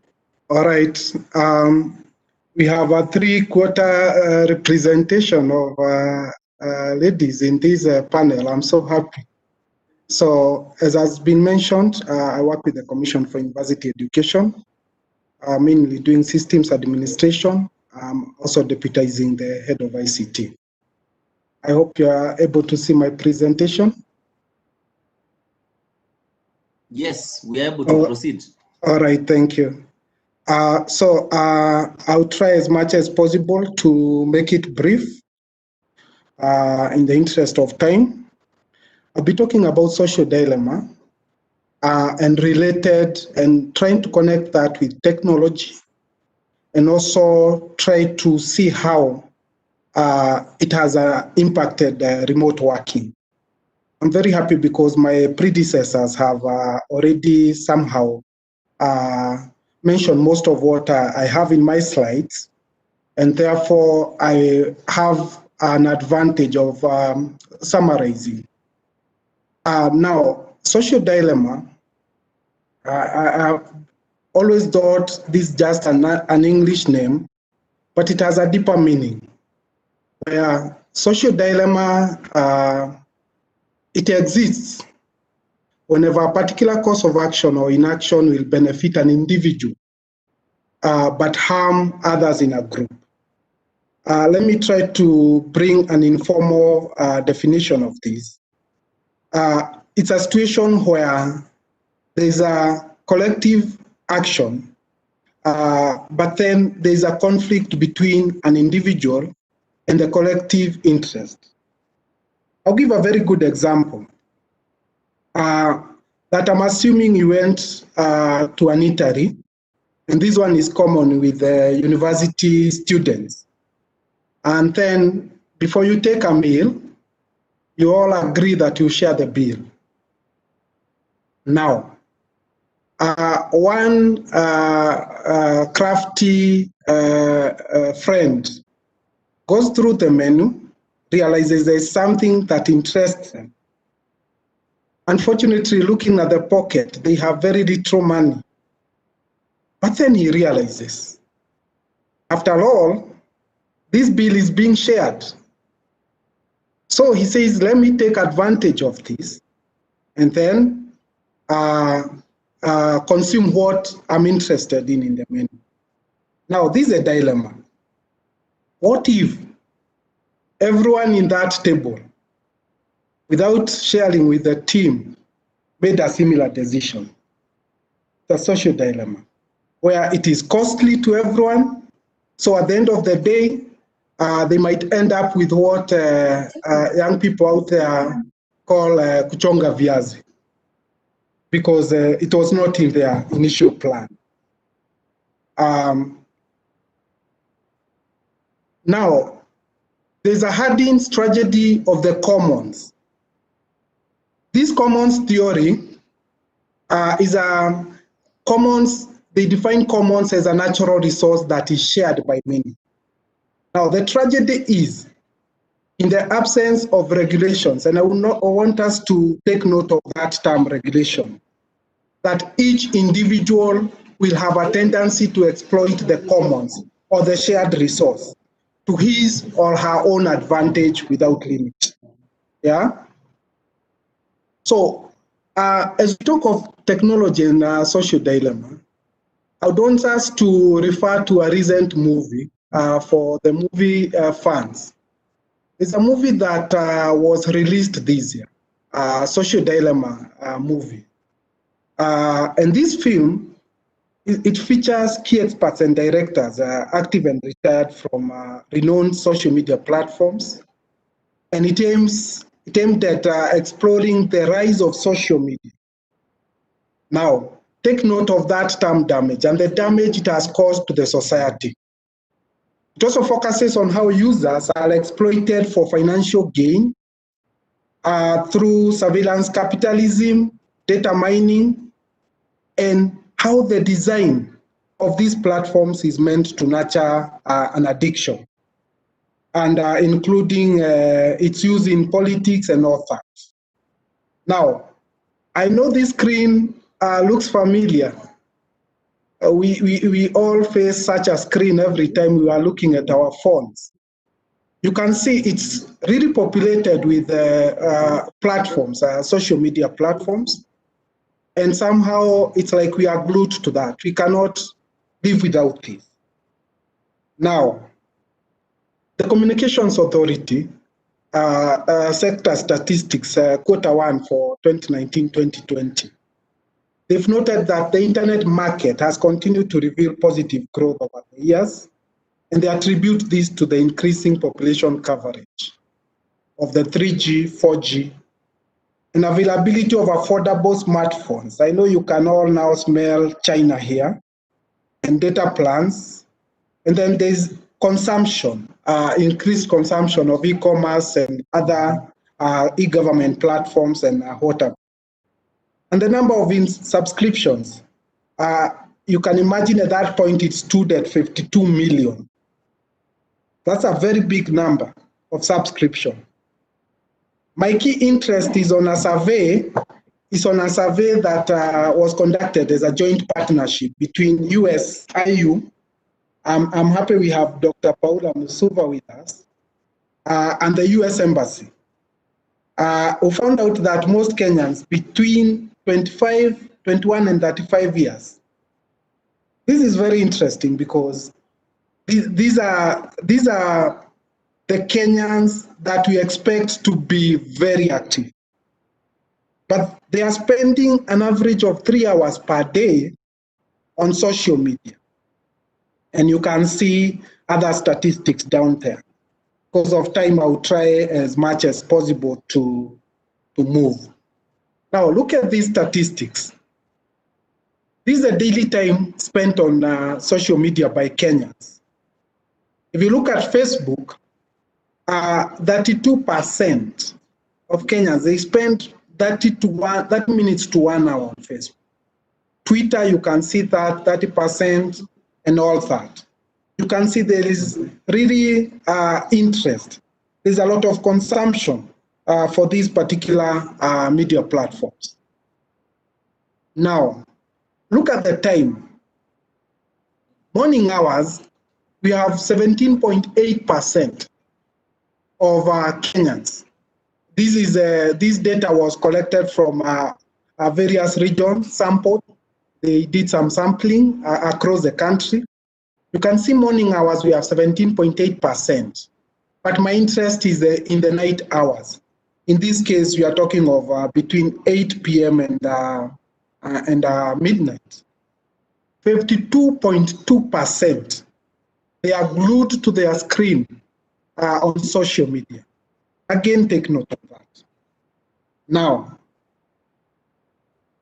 issue of data mining. I'm very happy that both Dr. Paula and Caroline I've also mentioned issues to do with data mining.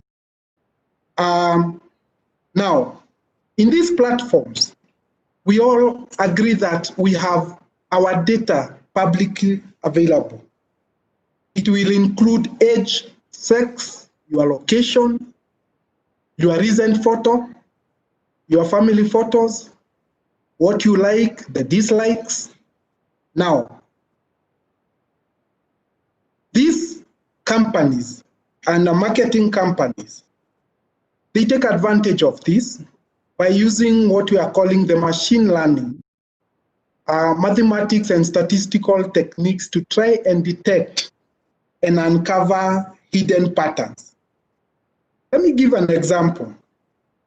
I don't know whether you've ever met someone in a forum, you exchange contacts. And then when you log into your social media platform, be it Facebook, let's take an example of Facebook. The first thing you come across is people you may know, yeah? And then their face appears. How did they get there? Data mining is real, and it's able to come up with patterns, uncover patterns, detect your mood, detect your preferences.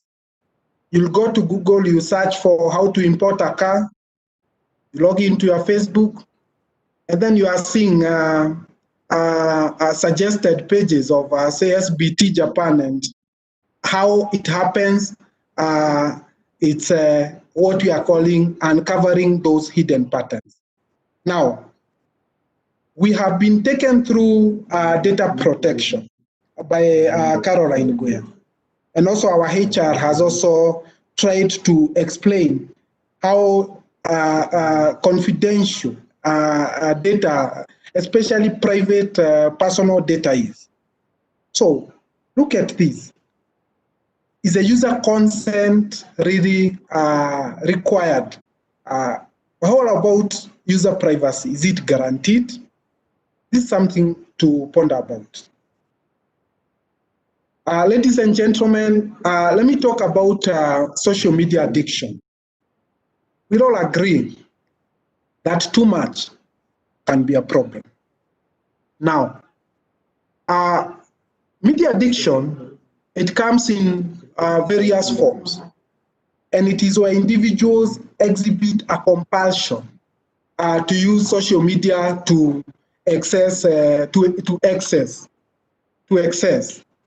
So now, something to take note here is that the business model of social media companies is to keep users engaged on their screen.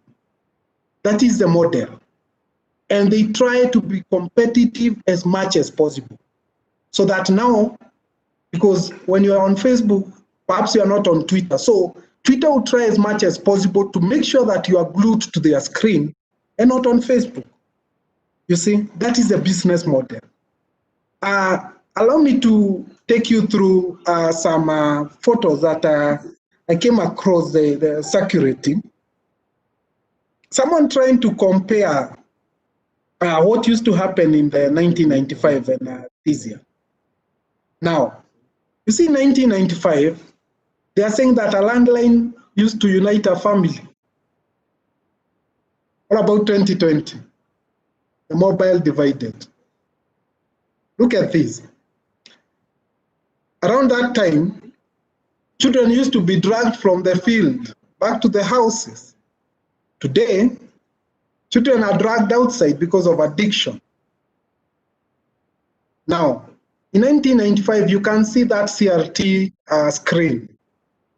Now, one thing I can assure you is that the belly of the screen, it never disappeared. It is in people's bodies, as you can see.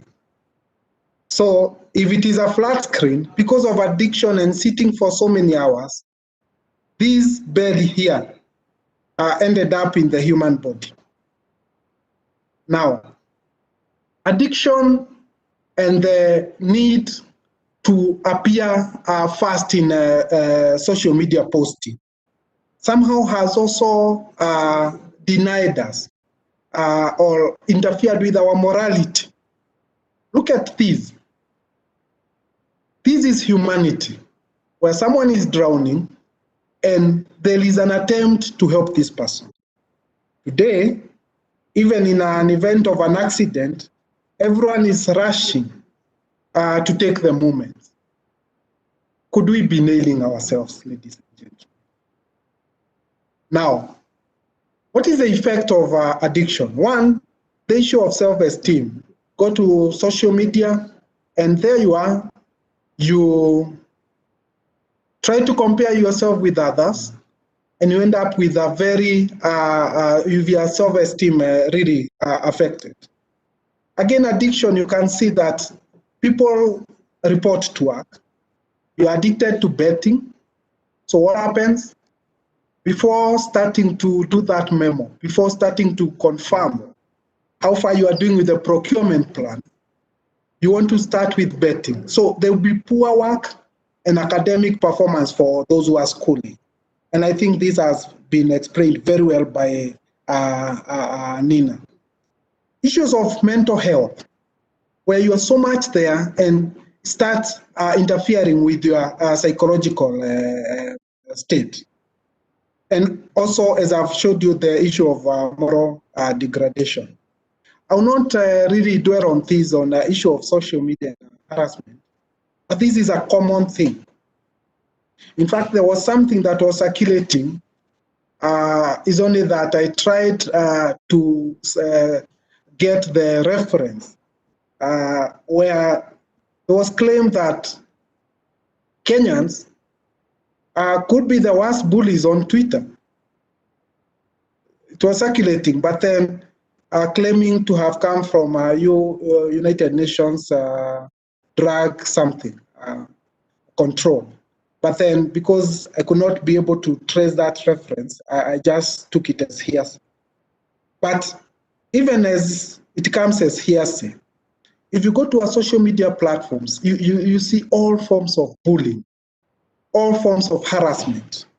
There's a finding that was done by this guy, Diege, and they noted, they used one public university in Nairobi. And the respondents, 75.8% confirmed that indeed someone had lied to them electronically. Now, they're also not good. You can see that 49% of the same respondents, they reported themselves sending a rude message to someone. You see? So what are the countermeasures? One, on issues of privacy, our platforms have settings for privacy. For example, if you go to WhatsApp, you're able to change what people can view, who can view your status, and all that. That's something that really needs to be encouraged. The issues of managing notifications, such that you are not receiving each and every notification, even that which is distracting. You can also uninstall some media apps. You realize you are so much glued into a certain social media platform. The best way, the most ideal way is first to maturely just uninstall that app if it is taking all your time. Now, issues of search engines. For example, you have Chrome incognito. That does not leave traces of what you are doing online, each and every place. You can go to a cyber cafe and you find 10 people who have logged into their accounts. And wherever they are, they imagine they are very secure. You can also use browser extensions to block site suggestions, like AdBlock. And also you can keep on thoroughly checking content before you post. It might end or run in the wrong target audience. You might post a wrong photo as a passport. Then regulate and monitor access to social media by children. The last one has been mentioned by my predecessor. Now, this is the last point of my presentation. The impact on remote working. Now, working remotely, we can all attest it sounds great. People perceive it as offering flexibility. ability to multitask, and saves time. Now, in 1972, we are talking of more than 4 decades, a guy by the name of Jack Niels, he coined this term, which is interchangeably referred to as telecommuting. And you can see he was working remotely, and take note, and I'm happy that we have a HR expert here, on a complex NASA communication system. It is possible to work remotely on complex matters. That's my emphasis. Many decades later, until the COVID-19, most of our institutions have not taken full advantage of the technology to embrace flexible mode of working or remote working. And I'm asking a rhetorical question. Have we come a long way, or have we come the wrong way? Or have we come a long way the wrong way? Now, if you look at this is an excerpt from our HR manual on working hours. This, I'm very sure even 30 years ago, it was still a replica. Yeah. The dilemmas of individualism are inevitable in organizations. How can we manage this as I conclude, ladies and gentlemen? One, to ensure that individual interests do not supersede collective or corporate interest, we need to motivate and engage team members in pursuit of common organizational goals. Number two, we need to create what we call a win-win relationship, where managers should establish mutually beneficial relationships that an individual feels the benefits goes beyond the term of employment. Again, we can also introduce employee benefits tailor-made to the individual needs of this person. This issue of honesty and transparency. You know, employees will always be straightforward when they are advocating for what they want. However, we have seen incidences where the employer is not really honest. And I think we need to create an environment of honesty and transparency, where the management is also honest while describing goals, expectation, and benefits to employees. The other one is management leading by example. Because if a manager has already portrayed that their interest supersedes the interest of the corporate, you expect that the rest will follow. Now, this is my parting shot, ladies and gentlemen, that in the world of social media, if you are not paying for the product, ladies and gentlemen, then you could be the product. Thank you very much, and God bless you. Thank you. Thank you, Zach. That was quite interesting. And while you're on the floor, we are now quickly moving into the question and answer session. I encourage our participants to type in their comments on the chat panel provided there. But we do have some questions that we will ask. I would like to ask the panelists so that you can expound and clarify some of the things that are coming out. Starting with Zachary. We have a lot of fake news, like we've been told, a lot of cyberbullying. I know you've mentioned a lot of intrusion into our privacy. What are the concrete steps to ensure that we manage this?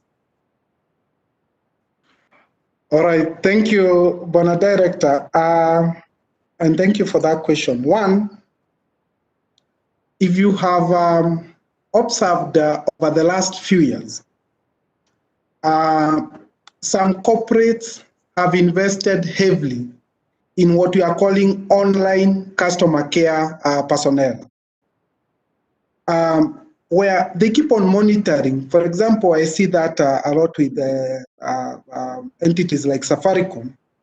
They keep on monitoring what people are saying about Safaricom. The other day, I saw something, people trying to claim that Citizen TV is offering an award. And you see, Citizen TV, if they don't have someone in the social media platforms to be able to detect that, the public will imagine that this is coming from Citizen TV. So mine is we really need to invest to be able to have someone who is professional, who is able to give the correct position of our institutions, because if this happens on social media, it has to be managed again in the social media platform. Thank you. Zachary, I'm still on your case. Thank you, sir. Gambling has really become a social problem, Sure. especially for the young people, and it is even now more rampant because they have nothing else to do. They're at home. Yes. Kindly tell us how to propose safeguards, because everybody now has a smartphone, everybody has a smart device. You merge that together with the addictiveness of social media. Yes. And we have a time bomb. So kindly tell us, how do we get our young people out of this addiction, and how do we mitigate against it? Thank you, Mr. Mulay. In fact, I want to comment on gambling. You see what students are doing, especially at the university, and I think the public universities students are most affected. At the beginning of their semesters, they have a lot of money. But then you realize the first 2 weekends, they spent on gambling. Unfortunately, maybe some of them are not able to gain from the gambling. So I think for me is one is mentorship. We need first to mentor, because we are saying these are children.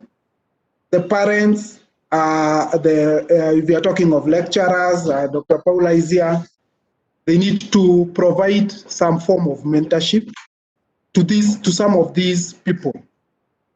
That is, to me, that is one.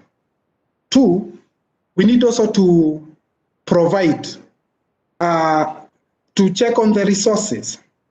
People who gamble have money.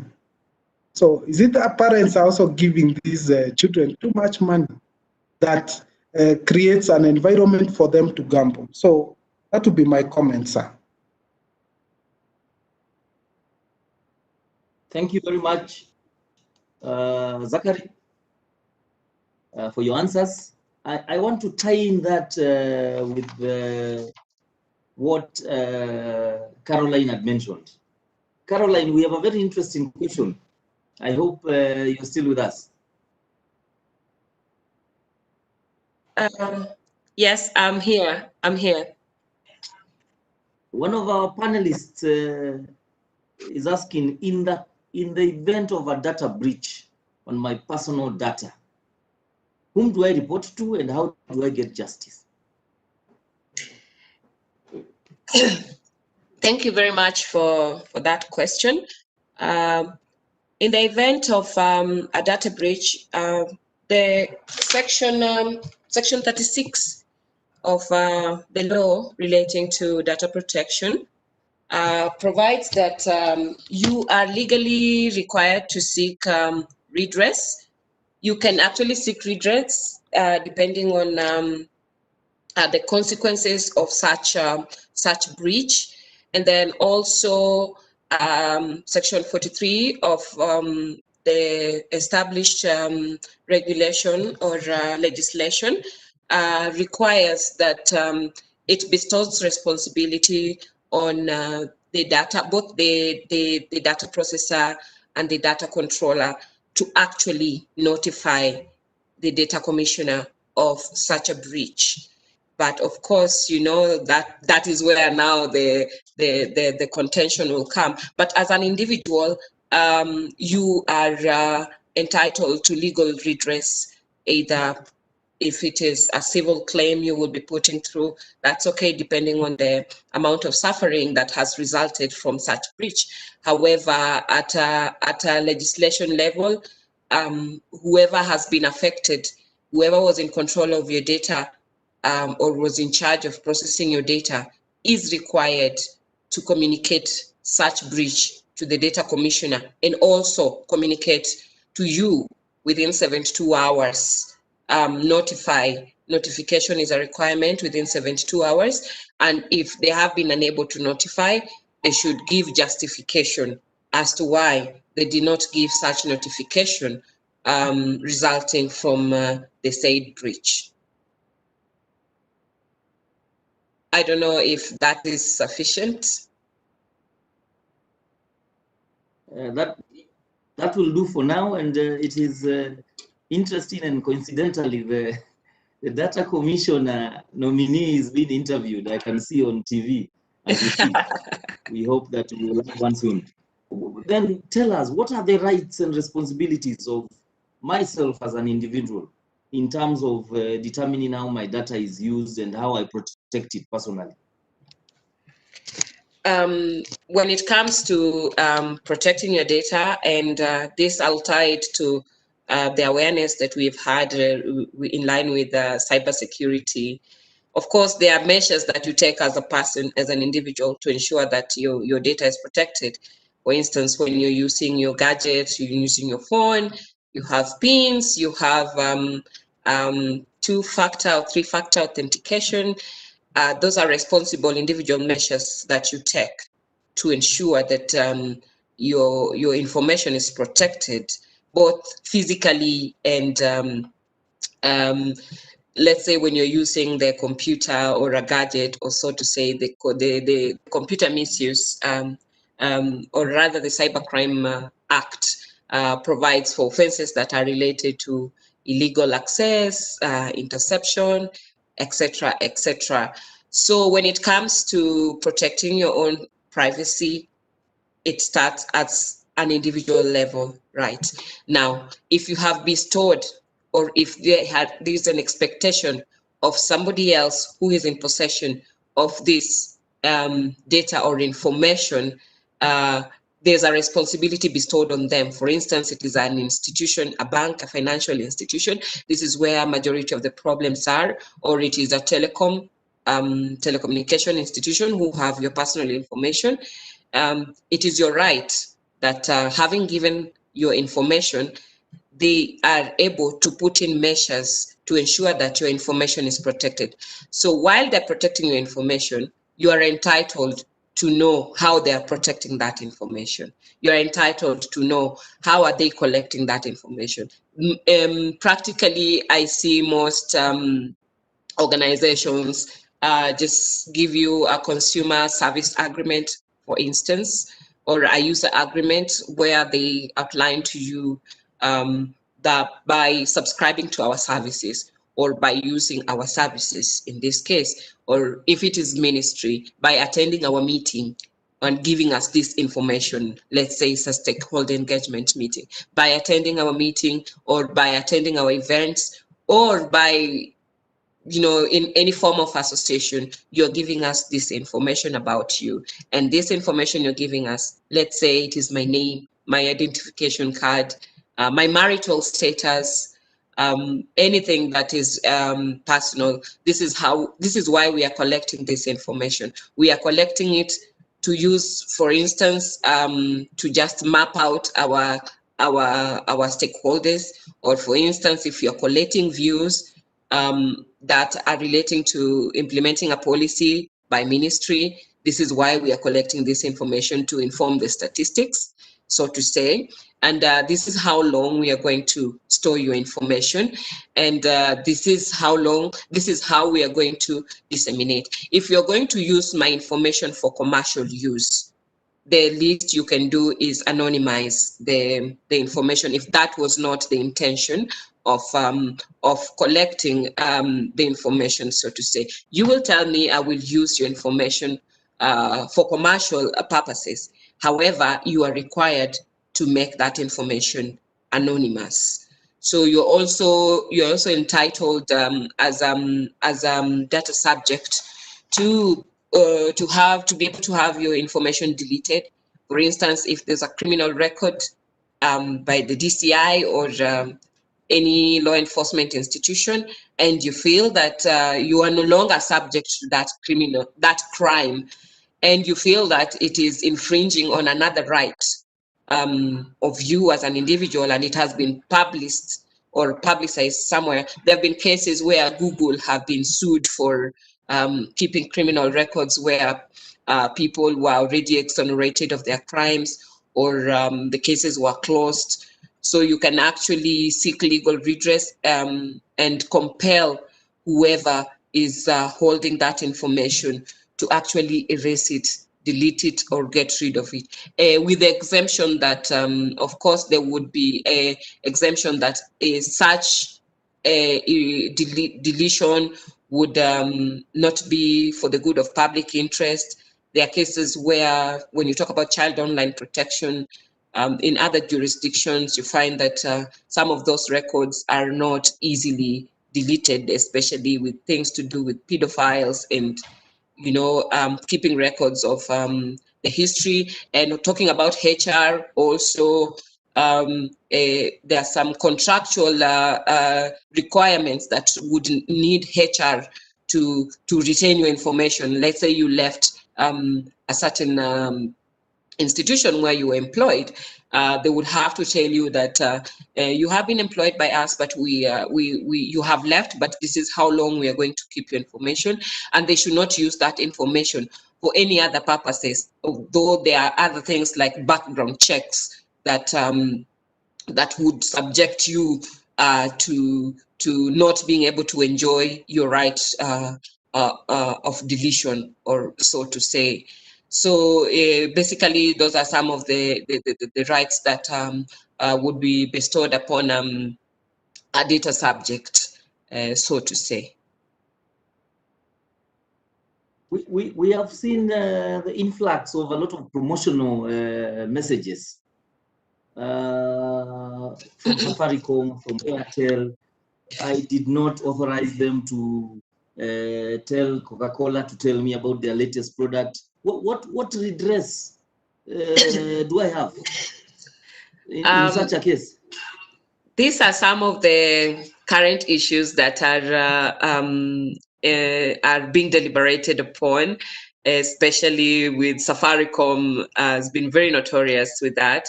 But they will tell you that in the customer service agreement, by using our products or services, you're automatically subscribing to promotional messages or any other information that may be related to their services. So what such commercial entities really need to put emphasis on is on the consent bit. And even as an individual, you really need to know what you're subscribing to from the onset.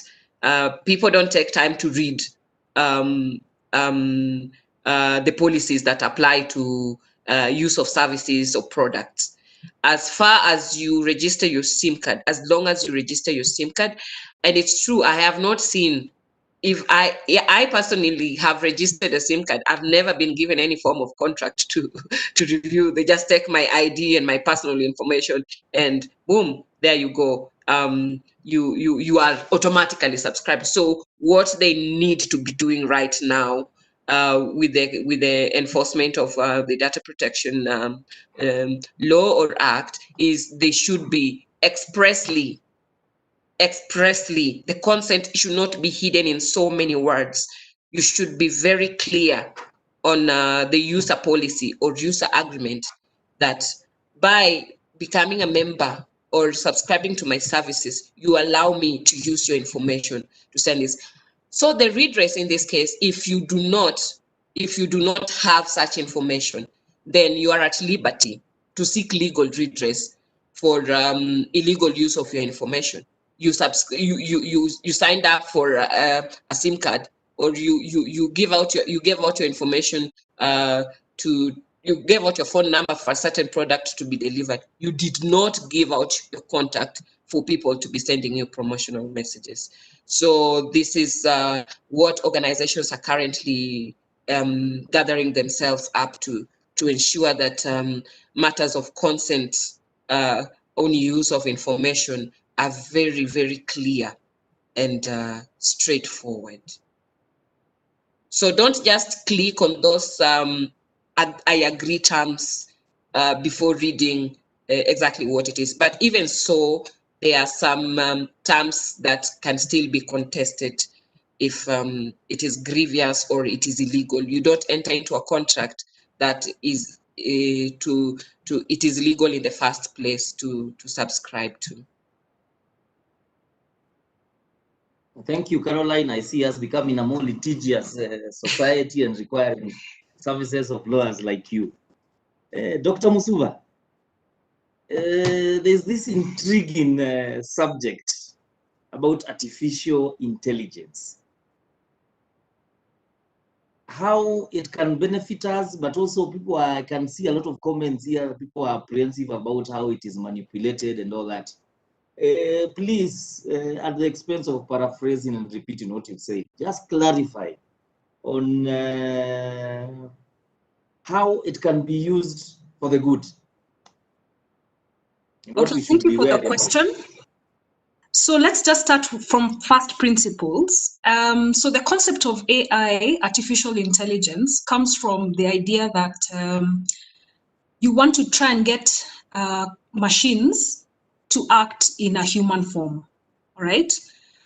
So the artificial part is they're non-human, and intelligence is to imitate the intelligences you would expect of a human being. So some of them would be cognitive, of a cognitive nature. Some of them would be in terms of the senses. When a human being sees a picture, they can identify the person.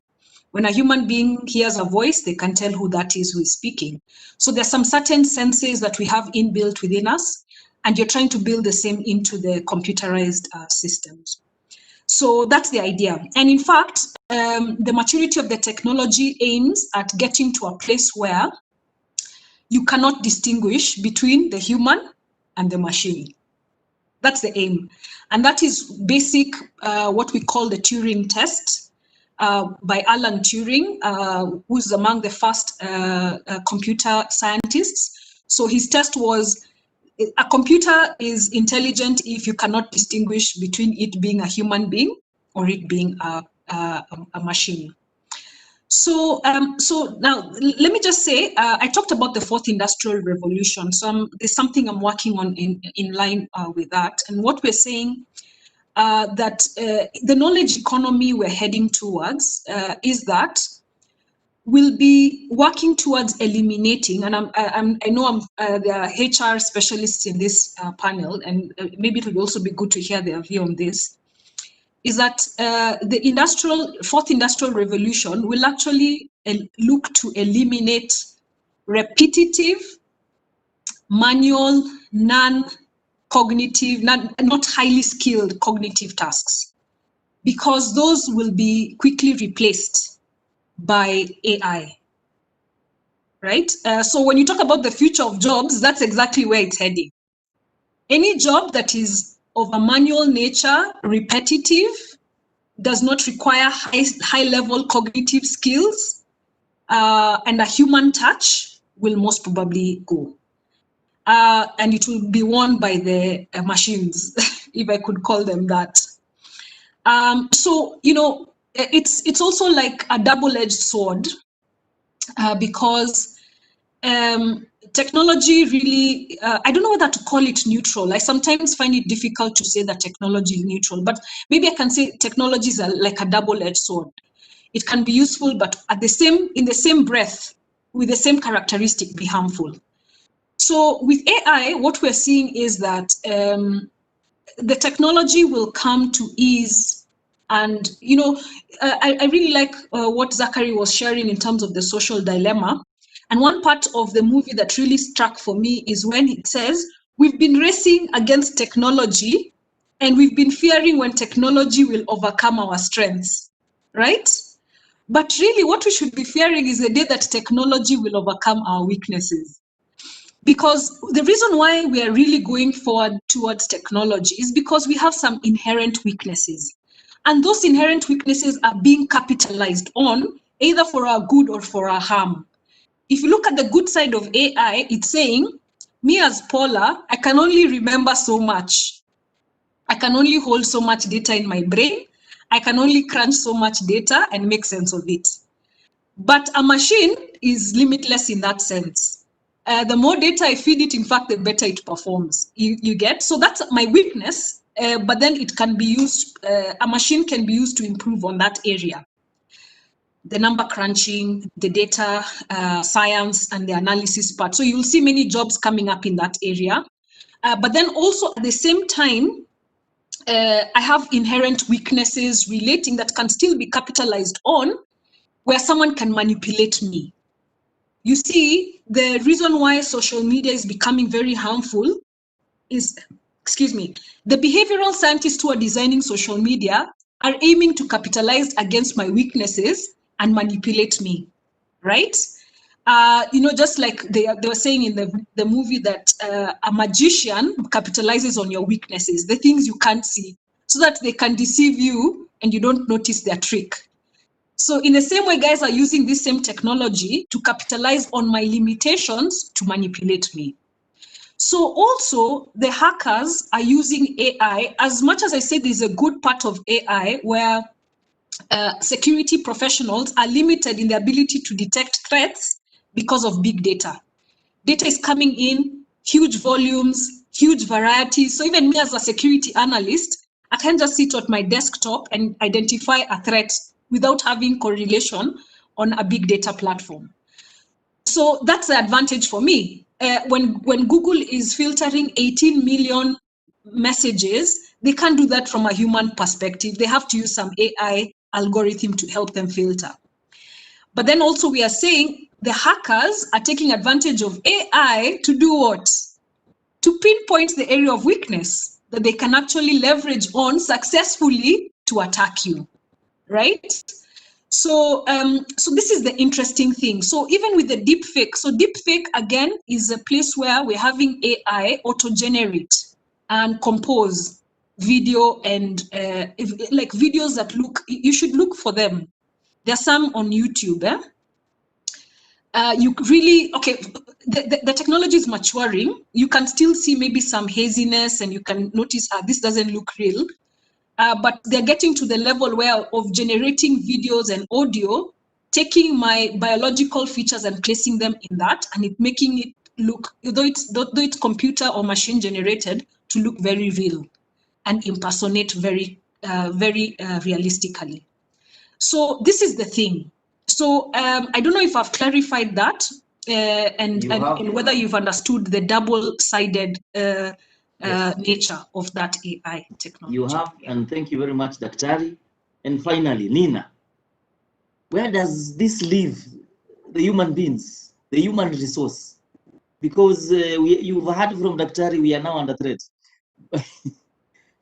How do we leverage on all this to ensure that we have better working human resource, more efficient and stuff? Please take us home.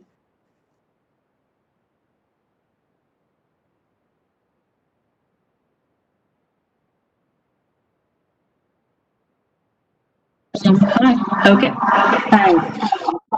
So one of the things that employees must be encouraged now is to, to have multiple skills. Yes, I'm an HR professional, but I can go ahead, if finance is something I find easy, go ahead and get some qualifications, get some experience, rotate within the organization, so that you're having different qualifications and you can really switch into different roles. I've seen some people in their career, let's say at IBM, you start as this, you get into a project management role, you get into another role. So you're in the same organization 20 years, but at least you've had maybe 5 to 6 different roles and sometimes across departments and typically it'll come with a promotion, so you're growing. So that the workforce today must be encouraged to look at their career in that way.